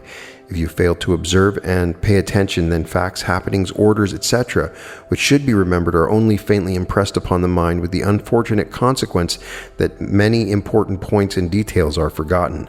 The great thing to do is to observe and pay attention, to mentally impress upon your mind those which you ought to remember. A table knife lying on the table to one person would be a knife and nothing more. If pressed for a description, he might be able to say that it was either a dinner knife or cheese knife, but that would be all. A more observant person would be able to tell us that the knife was made in Sheffield and give us the name of the maker, and the blade was Firth stainless steel, that the handle was real ivory, and the tag of the knife went right through to the end of the handle. A primrose to one may be a mere yellow flower, to another it is a universe of beauty and delight. A telegraph post to one is a telegraph post only. To another it is old or new. It carries so many wires, has a crackdown on one side, has a certain number burned into it, and shows signs of having been recently climbed by a workman with steel spikes. Two persons may be so alike they frequently get mistaken the one with the other. Yet if you examine them carefully, you will see so many points of difference, you wonder why you ever thought they were alike. Their teeth are different, their ears are very dissimilar, the eyes of one are much wider apart than the other. Hands too will show differences, the nails being a different shape, and in many other points one can find marked differences. In order to improve one's memory, one must learn to observe, to pay more attention, to examine more minutely, and to consciously impress matters that one wishes to remember upon one's mind. To visualize whatever you desire to remember is to impress it upon your mind forever. Not only should you learn to take more notice, to pay more attention, to observe more closely, but you should also memorize something during the day. And just as you are falling asleep at night, recall what you have learned, and after repeating it over, tell your subliminal mind you'll never forget it, and you never will. This is the direct, natural way of remembering, and it is far better than any method which employs the law of association. If you will follow these instructions, increasing the amount memorized each day, you will develop a memory above the average. Look within for power. Man has in his subliminal mind transcendental faculties, but to the multitude these are unsuspecting and middies covered. To you has been given the knowledge that has put you in touch with the great within. This is the key to all wisdom, knowledge, truth, and understanding, achievement and power. It unlocks for you the treasure house of the universe, opens up to you the wisdom of the ages. It links you up to the powerhouse of the infinite. If you are perplexed, look within, and light and leading will come, for you are one with and form a part of the great universal mind. Have you a great task to perform? Look within, and you will find all the strength, energy, perseverance, and ability that you require. No matter what your need, you will find within you every quality necessary for your success. Look up. Two men looked through prison bars. The one saw mud, the other stars. Alas, that the majority of men see only mud, whereas they might, by looking up, see stars. It has been my aim to get you to look up, and to keep looking up. Now let my closing words be: look up. Hold ever before you a vision of infinite perception, and in the radiance of that vision you will find health, happiness, true success, and lasting satisfaction. With every good wish for your continued unfoldment and the greater realization of the power that is within you. Lesson 12. Dynamic Thought, Success, and Character Building. Said Charles Godfrey Leland, "When over 70 years of age, man has within him, if he would but know it, tremendous powers or transcendental faculties of which he has never had any conception. These powers are within you, and by the use of affirmations and the power of mental imagery, you can arouse these vast potencies and harness them to your service for the enrichment of your life and the accomplishment of your ambitions. Every act of life can be influenced by affirmations, but do not confuse yourself by employing too many at once. Seek to progress by steps, not by huge bounds which may land you anywhere but in the right place. Day by day and step by step is the sure road to success. Do not attempt too much. A little at a time, well done, is better far than a huge and ambitious scheme that may have to be abandoned. If you have a little shop, do not attempt to turn it all at once into a huge department store. Seek first to make it by far the best small shop in the district. Make yourself very efficient in your small shop, and it will not be long before the opportunity comes for you to take a large one or to buy a bigger business. As you outgrow that, other opportunities for expansion will come your way, and thus you will grow from small beginnings to great things. Suppose you have a small law practice. Do not try to blossom out all at once into a high-class, lucrative, exclusive practice. Seek first to make yourself so exceedingly efficient in your small practice that you will be prepared for the high-class practice when it comes. Affirm success and keep visualized in your mind the exact kind of success that you desire, and ways and means will in time be provided. But remember to travel step by step, to grow gradually, to develop like a plant on natural lines. Remember, nature's never in a hurry. All her vast works are accomplished slowly, methodically, step by step, cell by cell, but whatever she seeks to do is ultimately accomplished. So will it be with you. You have the knowledge by which you can develop your success with mathematical exactitude. All you have to do is put the law into action and to advance step by step. Begin with small things. When you have conquered in small things, you can pass to greater, and from greater things to boundless power. Do not expect the maximum of success at once. If you get only partial success at first, be satisfied knowing that you will keep on improving. Even if you fail utterly, you will be stronger and better for having tried. It is the law of the reflex nerve system that whenever one does or endeavors to do any given thing in a certain way, a modicum of power is added, whereby it is a trifle easier at the next effort, an added trifle at the next and the next, until that which is difficult and is done only with great effort in the beginning becomes easy for accomplishment. That which we do haltingly and stumblingly at first, by and by, so to speak, does itself with scarcely or even without any conscious effort on our part. This is the law, is the secret of habit-forming character building of all attainment. If you set out on a certain course to accomplish a certain work, to overcome an evil habit, to repair and strengthen a weak part of your character, or whatever it may be, never leave off until you have accomplished that which you set out to do. To leave off before you have conquered is to play fast and loose with your mental powers, and to do them irreparable harm. Never leave off one thing and start another. Instead, concentrate upon what you have to decide to achieve. Above all, live your life according to a principle. This will steady the most vacillating character. It is possible for a simple person to estimate with mathematical exactness the result of a right action, but the wisest and cleverest cannot foretell the result of an unprincipled one. The first is according to law and produces certain results. The second, i.e., an unprincipled action, is against the law, and no one can tell where the evil effect will end. Live your life to a principle, and you will always know how to act in all cases of uncertainty. Set up as your standard the highest aspect of truth, of which you know, and bring everything into line with it. When confronted with 2 or 3 courses of action, and you do not know which to follow, compare each line of action with your principle, and adopt that one which is in harmony with it. When once you have learned to live your life according to a principle, you will feel a great load lifted from your mind. For the first time, there will be certainty and precision in your life and absolute peace of mind. You will have nothing to worry about because you know that your line of action will always be right and can only bring the highest good into your life. Never wrong any man. Never take advantage of one with less knowledge than yourself. Never sacrifice your principles. Never give up your ideals. See that you are known for your integrity and absolute honesty, as well as for your cleverness and capacity. It may look on the face of things that this course of action is not going to lead to success. You see so many of your competitors make money by sharp practice, and you feel that by adopting an honest line of action, you are simply putting yourself up as a target for people of less principle to shoot at.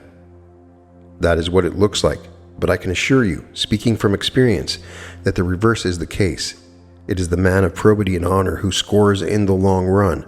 when in business I was more successful than anyone in my line had ever been before, and I never found it necessary to be sharp or overreaching.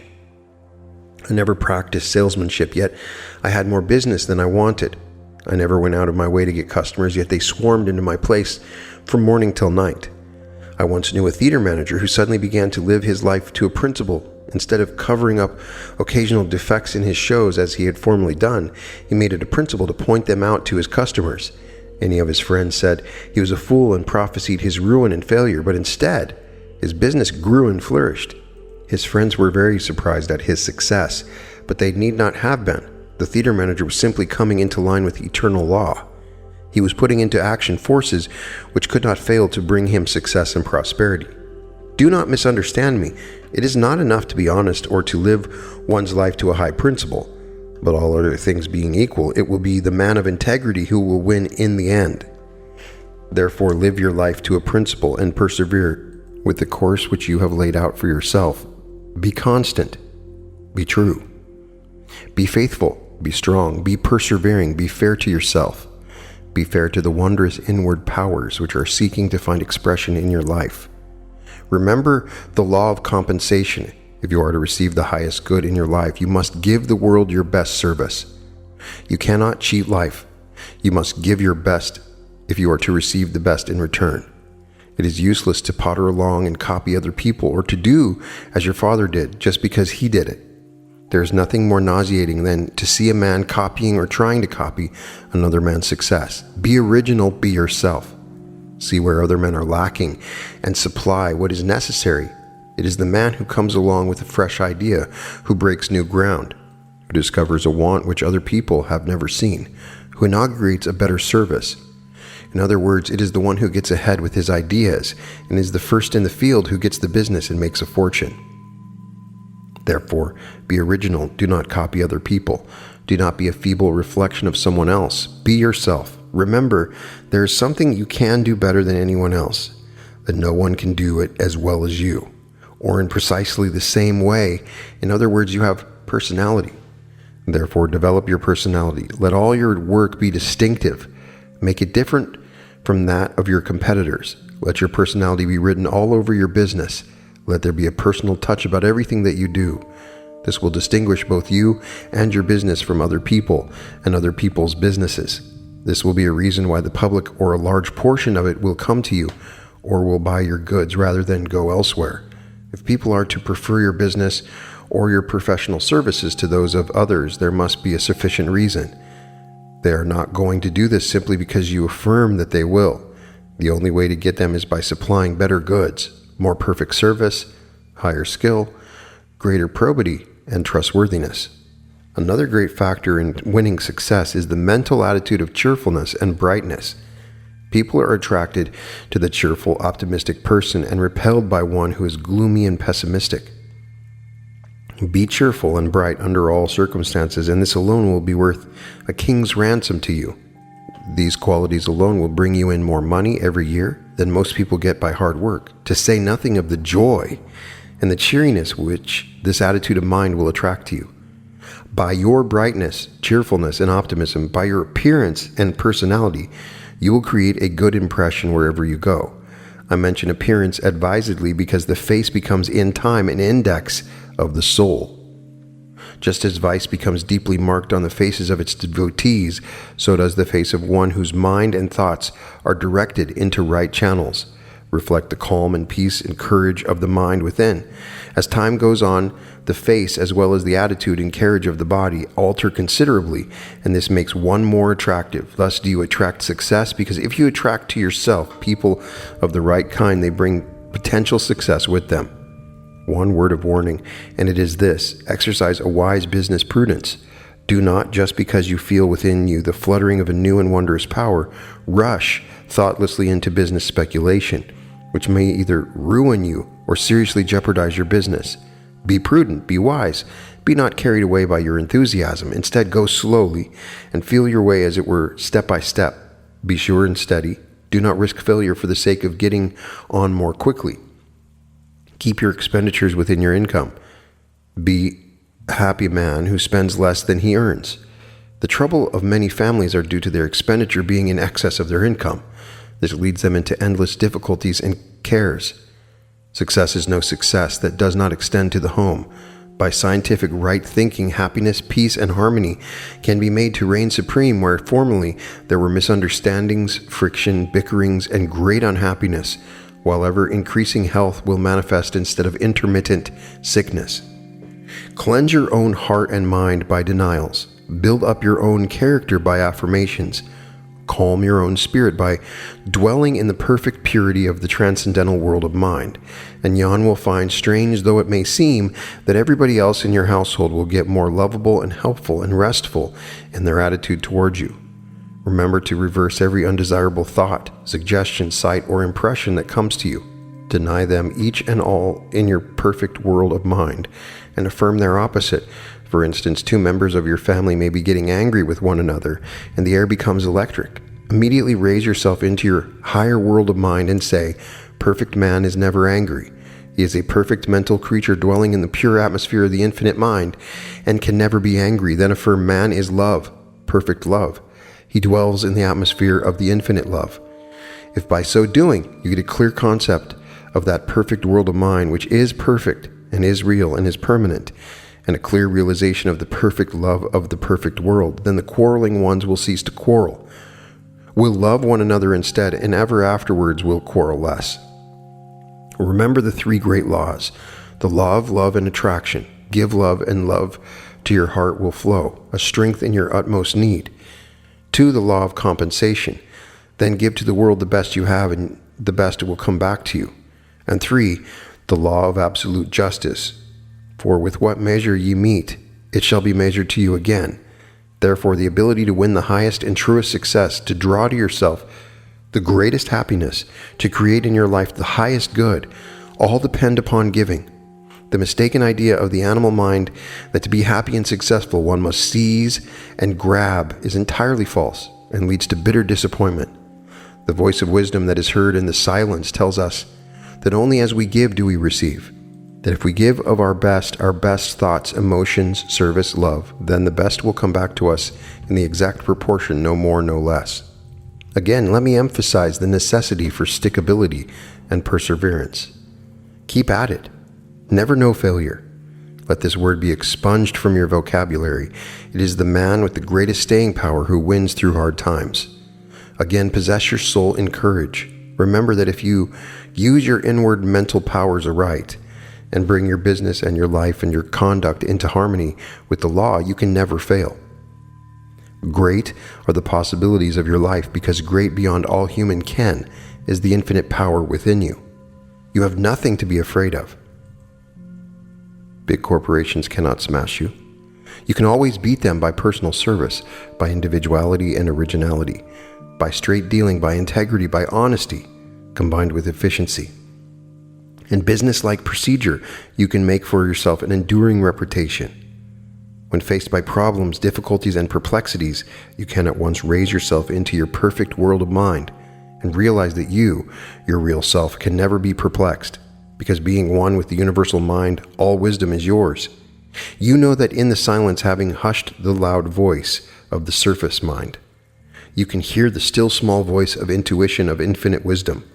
For you, having learned how to raise yourself above the life of the senses to the perfect world of mind, there is wisdom, understanding, and illumination. There can be no perplexity or worry, only infinite calm and peace. By being calm and unflurried, by dwelling in an atmosphere of peace, you can preserve your nervous system and your health, while your sharp practiced competitor is tearing his nerves to pieces and breaking down his constitution. Above all, remember to deny every thought, sight, influence, and suggestion that is evil, or pessimistic, or material, or fearing, or selfish, and create in its place its exact opposite. Deny evil constantly and affirm infinite good. Deny fear just as frequently and earnestly, and affirm confidence and courage. Do this persistently and you will transform your life. Now that you have finished these lessons, do not lay them lightly aside and forget them. This course is not for 3 months merely, it is for your life. You have gone diligently through the course and probably think that you have mastered it. but it is highly improbable that you have. If you will now begin again and start with lesson 1 and work steadily through the course, you will find fresh light and understanding, and many hidden and deeper meanings unsuspected before will come to light. Study the lessons and practice their teachings for the rest of your life. Do not expect immediate results. The effects of thought are slow in manifesting. It is my experience that what we think today becomes manifest in about 2 years' time. Side note, I believe this is an example of what I talk about with the reality revolution, and that a thought manifests much faster now. This is from a very old book. He goes on to say, but that I do not mean that affirming certain qualities, I do not immediately begin to develop these qualities, because I do right from the first affirmation. What I do mean is this, that suppose I want to demonstrate a big business, a large practice, or say a house in the country, all bought and paid for, a perfect recovery from lifelong ill health, or a greater advancement in spiritual unfoldment, then if I hold in my mind a sharply defined picture of what I want and vitalize it by joyful emotion and confident affirmations, and spend at least a quarter of an hour every night and morning holding this picture in my mind, besides calling it up at intervals during the day, then in about 2 years' time, what has been held in the mind will become an actual accomplished fact in my life. I might have many setbacks and disappointments, but if I persevere and persist and concentrate, then whatever I desire must objectify in my life. Actually, of course, I have been progressing all the time towards the realization of my desire, but it is in about 2 years' time that tangible results usually are seen. After that, one can never look back, because success attracts success. And once one has demonstrated, one becomes so full of success vibrations that success becomes the habit of one's life. By bringing into play, as taught in these lessons, the illimitable powers of your subliminal mind, by the use of denials and affirmations, by harmonizing with immutable law, and by the art of visualizing, you can accomplish all that you desire. There is no height to which you cannot climb, no success that you cannot achieve, no happiness that you cannot attract into your life. All things are yours. Everything has been delivered into your hands. You can do whatever you please. You can achieve what you will. You can be all that you desire. Act according to the teachings of this course, making in future your own denials and affirmations as are required. Extemporizing your own meditations, and you will have set your feet in a path that leads ever upward. Where it ends, if it ever does end, no one can say, but this I know, it is a path of joy and blessing and happiness and success. It leads to heights, the grandeur of which cannot be described. If I have helped you to take this road of scientific right thinking, which leads to your eternal joy and satisfaction, I am rewarded above measure. I affirm for you success in its richest and fullest sense, and all the joys of overcoming. The advanced postgraduate lesson concentrates and condenses the whole of the teaching into one meditation, to be used night and morning. It is advanced in that it passes from the I am stage of the personal consciousness to the thou art stage of union with the divine mind and spirit. If it is in this respect too advanced for you and you seem to lose touch through it, I would advise you to modify it by using I am instead of thou art. It is hardly necessary to state that it is very important that every thought expressed in the meditation should be realized, felt, and if possible, visualized. Some students find it helpful when they affirm success or health to feel and realize that streams of divine power and love are flowing into them from the one fountain of all life and energy. Others get the best results by a sheer realization of the infinite perfection of the Absolute, with every good wish for your continued progress along these lines.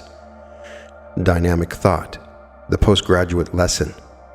The object of this postgraduate lesson is to concentrate all of the teachings of the course of lessons which you have been studying, to arrange it in such a form that you can make use of it to the greatest practical advantage day by day, and at the same time, the whole teaching to a higher plane.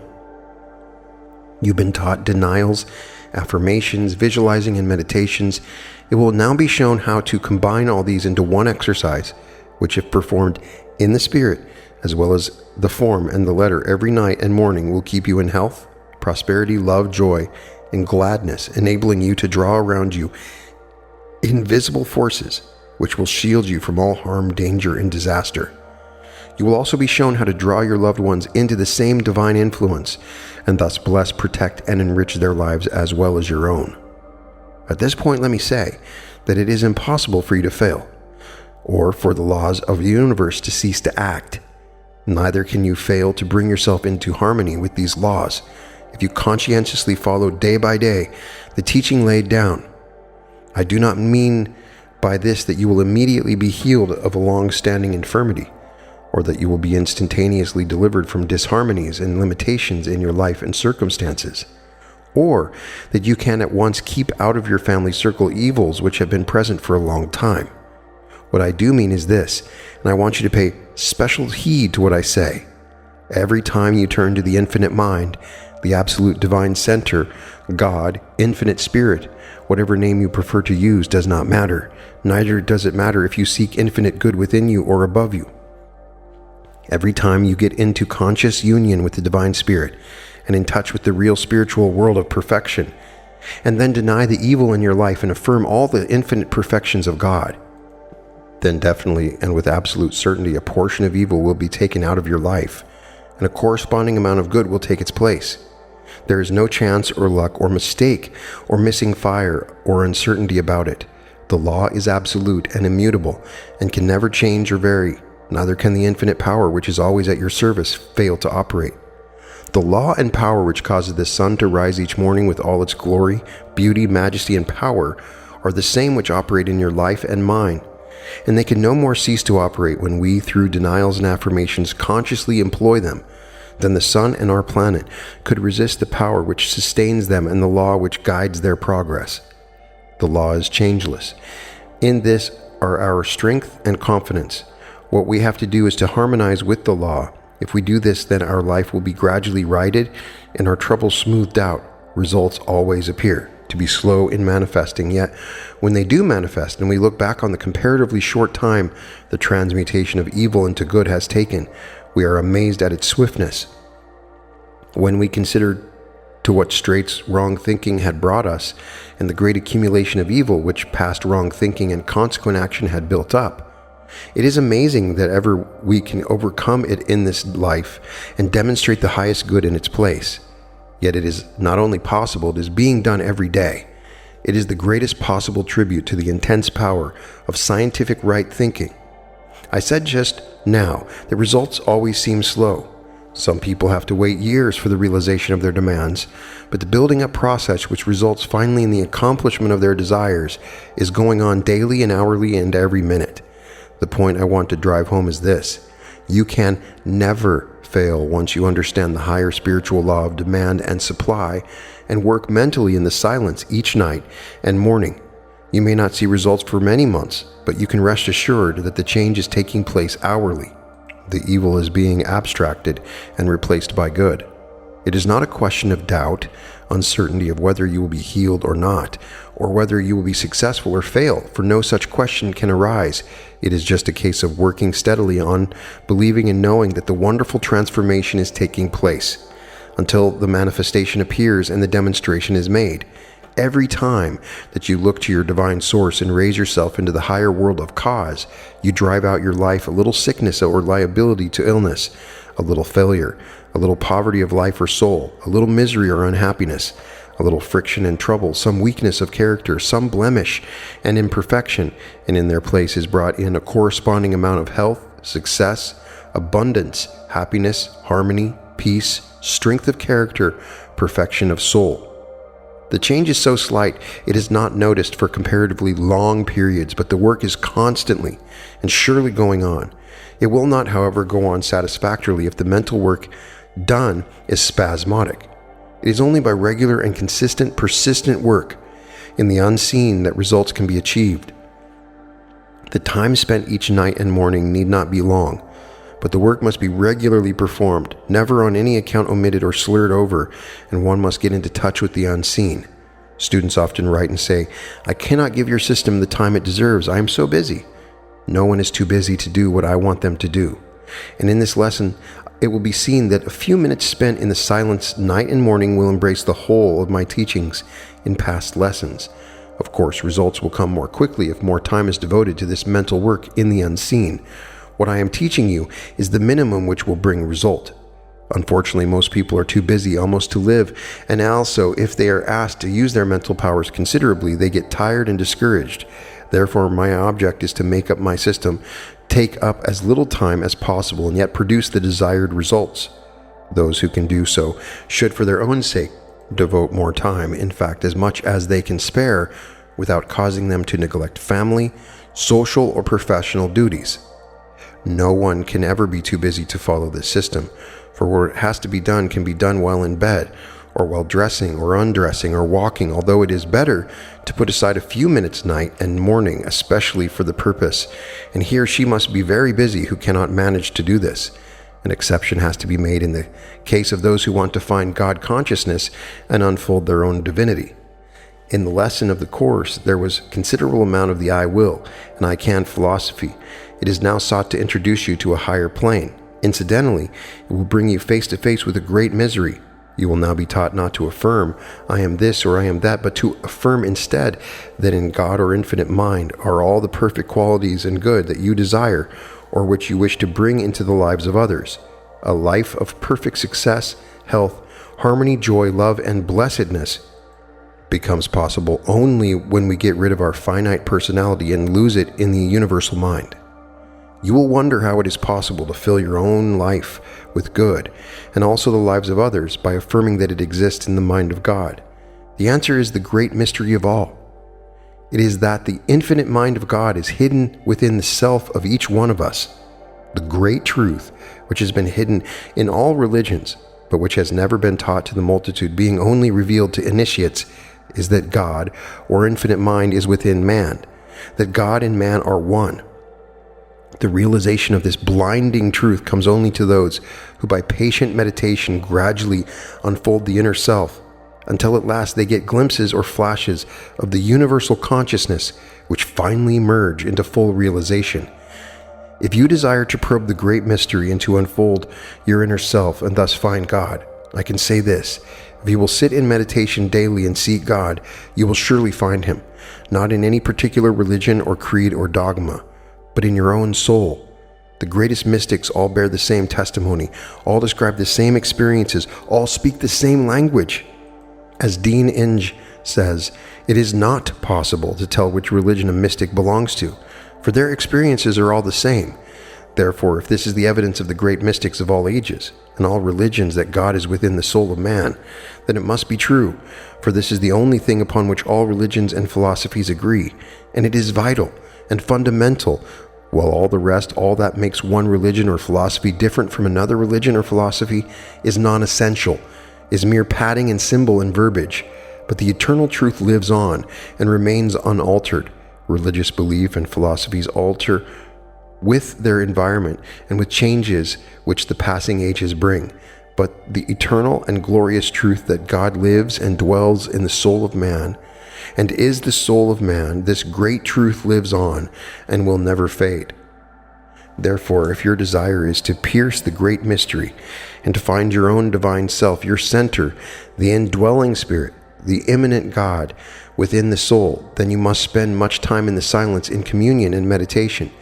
This sort of thing cannot be accomplished by the utilization of odd moments, for the more time you spend in meditation, the greater will be the revelation, and sooner will the revelation take place. Therefore, sit in the silence and meditate on all the wonderful attributes of God. Realize the immanence of God, how He is in everything, and in your own soul, that God and you are one. In time, you will get flashes of universal consciousness, glimpses of the blinding truth. These will in time give place to what is called transforming union, or as some mystics call it, deification. After that, everything else fades into insignificance. Of great assistance in one's progress toward God consciousness is the study, appreciation, and love of beauty. To spiritually understand a simple wayside flower is to enter into the very heart of God. The greatest attribute of God's character is love. To meditate upon the words God is love is to enter the highest wisdom. If love is the crowning glory of the mind of God, so must it be ours, for God and man are one. I present these thoughts for those of my students who are seeking the deepest wisdom, the greatest joy, the highest achievement of all. They are suggestions only, but if followed, they will lead to results beyond present comprehension. However, this is not the main object of this lesson. The main object is to show how to burn up the evil in your life and bring in a continuous stream of good, but the foregoing helps to understand what is to follow. My desire is to show you how to work in the highest possible plane, and this is by realization of the infinite perfection of God. By so doing, you will work in a realm of far higher vibration, and thus will you and your life be transformed. It is by looking to and aspiring after God transcendent that you realize the power and presence of the immanent God in your own soul. And you have only to affirm and realize that all things are in God to draw them into your own life. The system which follows brings into play all that you have already learned. It is a combination of meditation, denial, affirmation, and visualization. By using all these methods and powers in order to produce an inward realization of the infinite perfection and plenty of God. And by this realization itself, there takes place a joining of forces between God transcendent and God in your soul, which burns up the evil in your life and fills it with infinite good. Every time that you cause this realization of divine power to take place, a certain amount of evil is destroyed and good is installed in its place. Therefore, there must come a time when the evil will have disappeared to such an extent and good accumulated to a point when the latter can no longer be hid but manifest in the life. In the lessons which you have already read, I repeatedly warned you against changing your visualization because it would bring confusion into your life. The change which I recommend now will not cause more than a temporary upset in your life. For a few days, there will be a certain amount of disharmony because of the change in vibration, but that will soon cease. This teaching does not contradict what you have already been taught. Instead, it is its consummation. You have been prepared by these lessons which have already been absorbed for the higher lesson which is being taught now. During the lessons, you've been trying to form a clear visualization of what you hope to be and what you hope to achieve. The only alteration that is necessary is to visualize and realize the perfection of God and heaven instead of yourself. You drop the mortal self and find God in its place. Instead of visualizing your own achievements, you visualize and realize the infinite accomplishments of divine mind. Working in this way, you raise the whole tone of your work. You put it upon the highest possible plane. It is necessary to mention at this point that you cannot actually visualize God, but you can try to. The nearest approach we'll ever get will be the inburst of spiritual light. When this takes place, you will know that your treatment is effective. You can, however, visualize all the beauties and wonders and abundance of heaven or the perfect world of mind and spirit. But see this, if you can, as luminous with a heavenly light all its own. Here, let me say that the brighter and more luminous your vision is, and the more bathed it is with spiritual light, the greater will be the results which will be achieved. If you are seeking to demonstrate improved circumstances by visualizing and affirming, then you should keep on doing so and raise your mental work so as to see and realize how infinite plenty and abundance are in God.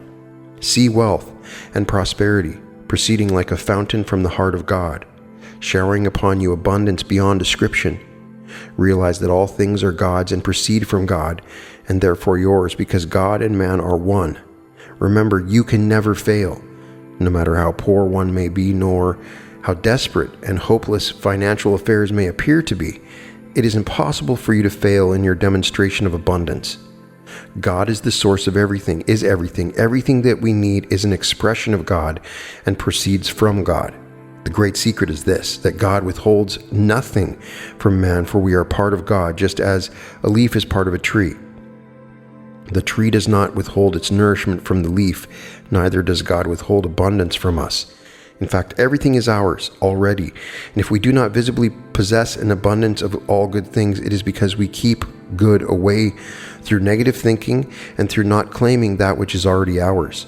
Therefore, if you will spend as much time as possible in the silence, both night and morning, affirming and visualizing the infinite plenty and abundance of God, and see all the profusion of God's abundance coming to you, and you realize and affirm that it all comes from God, it is already yours. If you will do this regularly every night and morning for as long as a time possible, you can never fail. Sooner or later, the demonstration will be made, and you will realize everything that you have visualized and affirmed. It may take 2 years, or it may be only a few months before you see results.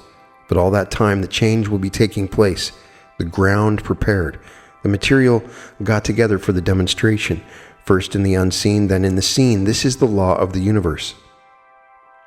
I know that many of my readers will say they have souls above such sordid things, but on the other hand, there are those upon whom difficult circumstances, if not actual poverty, press very hardly, and they feel that the first demonstration they must make must be that of prosperity. The visualization must be clear, the affirmation fervent and backed by strong emotion.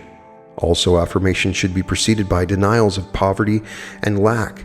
These will help you realize the infinite abundance of the divine mind. Those who wish to demonstrate abundance should follow the above program in addition to the treatment described later on in this lesson. Those who are seeking to demonstrate abundance must note and accomplish this by their human mind or by using their mind in a hypnotic way. For if they demonstrate wealth in this way, other evils will appear in the life to take the place of poverty. Instead, one must look ever to God and see infinite abundance coming from Him. Also, evil must be denied as much as possible and the perfect good affirmed in its place. General treatment. The method I myself employ and which I wish to teach you is as follows. First of all, say earnestly and realize the truth of what you are saying. There is no evil. There is only infinite good. Now rise in spirit to God transcendent and say, Thou art the infinite good, the infinite perfection, the infinite beauty and loveliness. As you say each of these words, visualize them and realize in your own soul what they mean. Try and get a comprehensive and spiritual idea of your infinite good all through the universe. Try and realize what infinite perfection is. Now, by your recollection of lovely flowers and glorious sunsets and sunrises, try and understand what God's infinite beauty and loveliness is. Proceed to realize in your own soul the meaning of everything that follows, spending a little time over each so as to get the realization, Thou art the infinite love. Dwell especially on this. Joy, peace, and happiness. Thou art the infinite abundance and prosperity, the infinite success, achievement, accomplishment, persistence, perseverance, patience, overcoming, and victory. Thou art the infinite wisdom, knowledge, truth, understanding, justice, equity, honesty, and uprightness. Thou art the sure guide of all who know Thee. Thou leadest man always in the right path, showing him step by step the way for him to travel. Thou art the great solver of all problems. Man can never be perplexed or dismayed, for Thou dost solve all his problems immediately, and the divine spirit within him tells him exactly what to do. Thou art the infinite life and health. There is no disease, sickness, ill health, or infection. Here deny your own weakness and ailments, realizing that they cannot exist in God. There is only infinite life, health, purity, perfection, loveliness, beauty, youthfulness, joyousness, happiness, and love. This will cover every department of your life. Deny especially the troubles, habits, and difficulties of your own life, and realize that they can never exist in God. This will make it easier for you to realize their positive opposites as they exist in God. It is all a question of realization, for it is only when you realize the infinite perfection of God that the treatment becomes effective. When you get the realization, you will become conscious of an inburst of spiritual light, of radiance and glory. Also, you will feel lifted up in spirit in a wonderful manner. Realization is the only thing required because the power of God is infinite and comes into operation as soon as you spiritually realize it within the soul. Therefore, when you realize that there is no disease or failure in God, and that because you are in God and form a part of the life of God, there can be no disease or failure in you, these negative evils begin to vanish from your life simply because they cannot exist where God is. You will observe that the whole treatment is a meditation. Therefore, every time you do this, you become more like God, and your life more like that of heaven. Every time you treat it in this way, You are putting away the old life and its failure, and entering further into the infinitely perfect life of the Spirit. If you make a daily habit of this treating and entering into a more divine life, you will, as the years go by, find your life become more and more harmonious, beautiful, and blessed, and more like that of heaven. At first, of course, the old troubles will persist, but in time their violence will diminish, and they will come less frequently until finally they disappear altogether. Persistence and perseverance are necessary. Many times you will think you are doing no good, but if you will persist and persevere, you can never fail. The results are a foregone conclusion, for you are dealing with the immutable law and the infinite power of the Absolute. Therefore, you can never fail. Results may be delayed owing to accumulated past wrong thinking, but they surely will come, and they will come in this life. The results are not, however, confined to this life, for every time you treat in this manner shown, you are building up your soul body and your spirit body, and thus preparing yourself for the lives which have to be lived after you have shuffled off this mortal coil. Accordingly, as you build now, so will your life be when this transient passing vapor is finished. He or she is wise who builds well today. It may be as well to say at this point that you should continue to use denials and affirmations at all times during your waking hours. They will not hinder you. Instead, they will speed your work and make your tasks far easier. Also, they will smooth your pathway and round off life's sharp corners. You may have to live or work in a sea of irritability, yet if you will deny that these things can affect God's creatures and affirm that all is peace and love and joy, the disturbances will quickly pass away. It must be pointed out that the more often you raise yourself into the perfect world and turn to divine mind and affirm the wonders and beauties of his character, the greater progress you will make in the new life, the higher your achievements will be, and the happier you will become. I've shown you how to treat for yourself. I will now show you how to treat for others and cure them, or by the means of their cure of sickness of mind, body, or estate. What you have to do is to think of the one you wish to help in order to set up a mental connection, and then go through the same treatment as for yourself, and at the same time forgetting your friend and losing yourself in getting a clear realization of God. Suppose your friend is ill.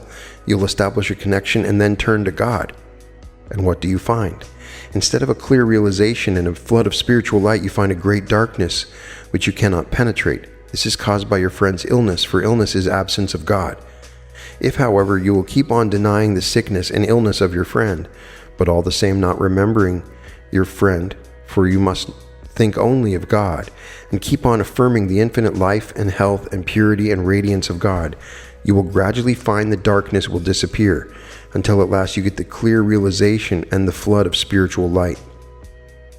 When that takes place, your friend will be either cured or, as is more often the case, partly cured, for it is usually a question of perseverance and persistence until the desired results are attained.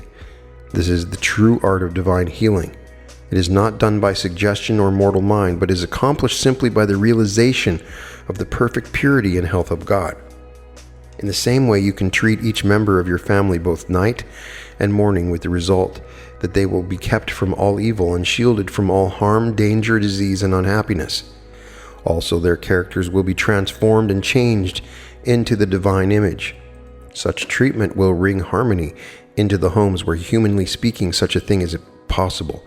This treatment will perform the so-called impossible or miracle simply because it depends not upon any human or finite agency, but solely upon God. It will not keep people here beyond their allotted span, but it will make their lives happy and harmonious while they are here. Proceeding in this way, you will not only be able to make your own life happy, successful, harmonious, and blessed, but you will also be able to bring the highest good into the lives of others. The vibrations of some persons are higher than others, therefore they make better healers, simply because they got a more intense realization. But everyone can help, not only himself or herself, but also others. Some are so vibrant, even the gravest diseases give way before them. But while this is not possible in every case, we can all be healers and blessers of others. And remember this, it is far easier to prevent disease than it is to cure. It is not so spectacular, but it is much better to prevent evil than to cure it. When treating members of your family, you should deny all evil, disease, sickness, ill health, failure, and everything that you wish to protect them from. Realizing that these things cannot exist in God, then affirm their positive opposites and realize they are all in God and divine mind. Therefore, treat daily not only for yourself, but also each of your beloved ones in turn separately. To do them in bulk is not so effective, although better than no treatment at all. Each one should therefore be treated for separately. Healing by mental and spiritual treatment can only intensify, strengthen, and help the healing forces of nature. Nature is always trying to heal, and by treatment or constructive prayer, these efforts are helped and given a greater incentive. That is why materialists and doctors say at once that it is natural recovery. Treatment cannot make a new limb grow where one has been lost. It will not grow a new eye where one has been put out, or where the optic nerve has atrophied. It will not set a broken limb, but it will make it heal quickly and cleanly after it has been set by physical means. Mental treatment and divine healing are wonderful, but they have their limitations, and if certain sects would remember this, they would be saved from much foolishness. Such being the case, it will be seen how much better it is to prevent disease than it is to cure it. Also, how necessary it is to treat spiritually as early in the case as possible. The usual plan of trying every possible material treatment first, and then, when given up to die, to call in a mental or spiritual healer is not fair either to patient or practitioner. In healing the sick, it is not necessary to see them or to go near them. You may be hundreds of miles away, and it will make no difference, for we all in God divine mind, and God is in us, and we are all one complete whole. Therefore, it is easy to treat a person hundreds or even thousands of miles away as it is to treat one close to you. You'll have an uphill task, however, if the one you are seeking to cure does not cooperate with you. By looking to God and trusting entirely to the influence of the Divine Spirit for healing, if you can get the patient to give up all belief in material means and instead look only to God in the same way that you do, you will find your task very much easier. In fact, results will always be difficult to obtain unless you teach as well as treat. Some will exclaim, "What about all the visualizing I have done? Is that all in vain?" No, it is not in vain. It has served its purpose, and all that you have to do now is visualize in God instead of in man. By this, you simply use your creative faculty in a higher plane. For instance, if you have been visualizing prosperity and plenty, you'll now visualize and realize the infinite abundance of God. You'll realize how wonderful and comprehensive is the plenty of the divine universal mind. Perhaps you have been visualizing health, trying to see yourself a perfect and radiant creature. Now, you will instead visualize the infinite perfection and life and health of God and heaven. So whatever it is that you need, you will realize that it is in God. And as you realize that it is in God, so will the glorious knowledge and realization come to you that you are in God and that God is in you, that everything is yours, that there is only one complete whole, and you being in harmony with it enter into possession of all good things. It is therefore only a question of time when these things must manifest in your life. Some students will ask, but what about the special training of the subliminal mind? This too has served its purpose. It has taught you to still the sense and listen to the voice within. That voice is the voice of God, and your subliminal or superconscious mind is the infinite mind of God incarnating in this flesh. Therefore, you now realize there can be no separation from God, because God and man are one. Instead of saying, "My subliminal mind will solve all my problems," you will now affirm instead, "God is the solver of all man's problems." You get your own personality, which has been standing in your way, and keeping light, truth, and understanding from penetrating your consciousness out of the way, and find to your joy that you are in God, divine mind, and God is in you, that you are one. And being one with God makes you one with all things, all the beauties of the new day, the sweet air, the rising sun, the blue sky, the song of the birds, the fragrant blossoms, the sparkling dew, the radiant life of all these are yours, and you are theirs. We are all one, one with one another, and with God in the life of God. You may also ask, what about prayer? Where does that come in? The answer to that question is as follows. Realizing God is the only true prayer. If you examine the writings of all the saints and mystics that have ever lived, you will find they all declare that only true prayer is the realization of the reality and presence of God.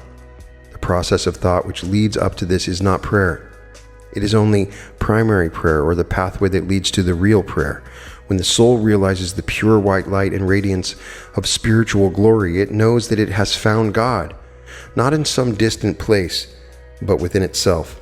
And when it has found God, it has found itself. Denials and affirmations are the quickest road to prayer, to that divine realization by the soul, of the soul, which makes all things possible. Supplicating and begging things of God never bring any results. It is the prayer which is the realization that all things are accomplished, even before the prayer is made, that receives the answer. It is not a question of getting something because all things are possessed already. It is the realization of this fact which produces what we call answer to prayer. Jesus taught his disciples how to pray, not to use vain repetitions, but to use a few denials and affirmations.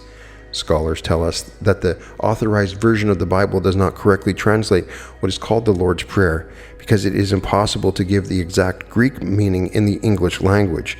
The old version, on the other hand, has made from a Latin translation and could not have given the correct meaning because the Latin has no aorist. For our Fenton's translation is as follows: Our Father in the heavens, your name must be hallowed, your kingdom must be restored, your will must be done in heaven and upon the earth. The form I like best is the following: Our Father, thou art in heaven, thy name is adored, thy kingdom comes, thy will is done on earth as is in heaven. Thou givest day by day our daily bread. Thou forgive us our offenses exactly as we forgive the offenses of others. Thou dost not tempt us, but keepest us away from evil.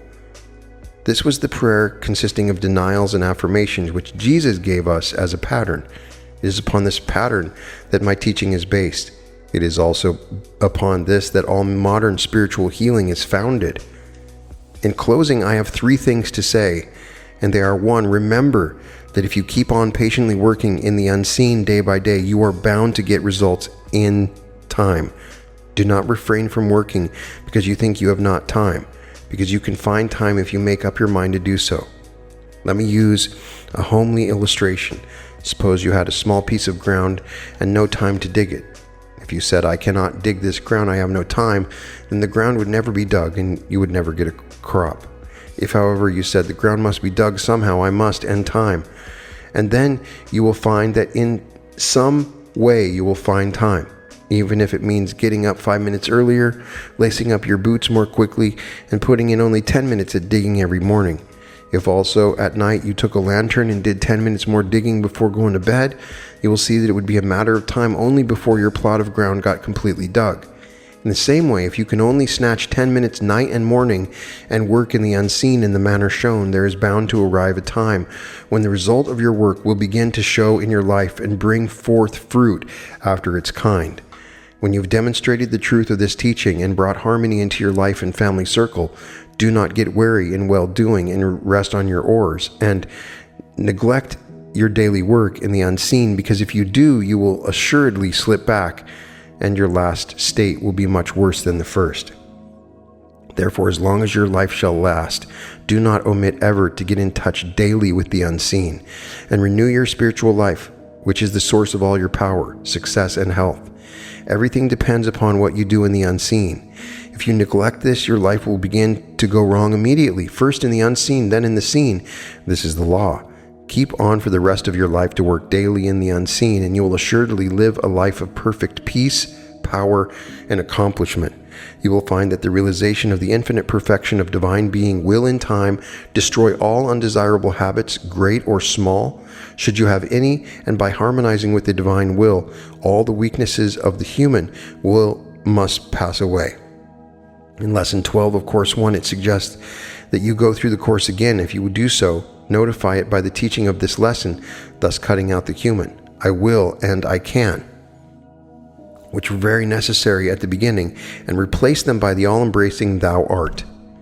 Also cease not to guard your thoughts and turn them into positive. Meet all difficulties by affirmations of divine power. Realize the infinite power of God and go forward and conquer. You can never fail. You are supported by the greatest of all spiritual powers. 3, finally, many students have expressed great regret at the course of lessons having come to an end and have said, "Can I keep in touch with you in some way? I feel lost and lonely now that the lessons have ceased coming." My answer is this: if each student will follow the teaching of this lesson, he or she can never be out of touch, for we shall all be vibrating night and morning at the same pitch. Every time that we work in the unseen, we shall be vibrating in sympathy with each other, and thus shall we be mutually helpful to one another. We shall all work more harmoniously in this way than if we met in the flesh, for the flesh is imperfect and deceptive and gives a wrong impression. But mind, thought, and spirit are eternal and permanent, real and perfect. Therefore, by working daily, night and morning, in the unseen according to the teachings of this lesson, we shall be in perfect harmony. And who can say what the result may be? For vibrating thus in unison, we are not only benefiting ourselves, we are also making the world a better world, and humanity a better humanity, through the power of scientific directed controlled thinking. Henry Thomas Hamblin.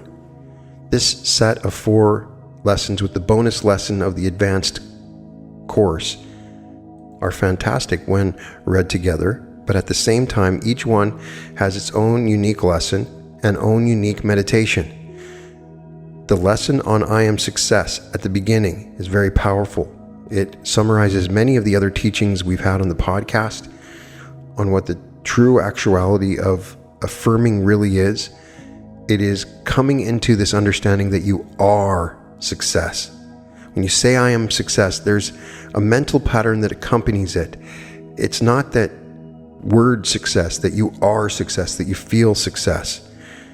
In these meditations is an idea and understanding that what you put out comes back to you, and the importance of eliminating negative or evil thoughts through the use of denials.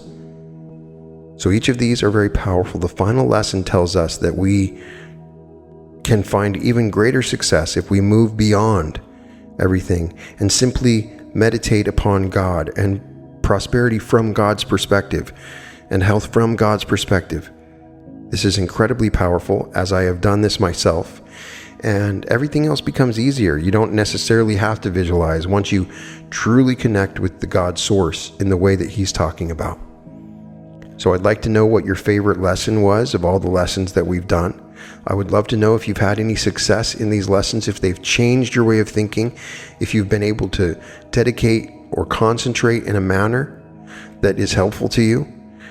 There is very particular lessons here on activating the law of attraction in a way and utilizing it so that you take action in the right way, and differentiating just the simple idea of thoughts to attracting thought streams that match up other thought streams. There's some very beneficial business advice. There's a very important impression of perseverance, not giving up. Once you finally commit to what you're doing, you simply have to go forward and not give up no matter what doubt. And making that choice at the beginning of what you truly want is probably the most important thing. Seek and you will find. So keep on seeking if you don't know what you want. But once you know what you want, don't go back questioning it.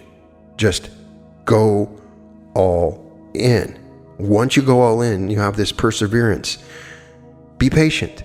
Patience is a virtue. It's very interesting. He says that thoughts take about 2 years to manifest. And I believe strongly that very slowly, over the last 100 years, that time frame from a thought occurring in your reality in 2 years period, then it was a year and a half, then it was a year, then it was 6 months. In our lifetime, we've seen a quickening.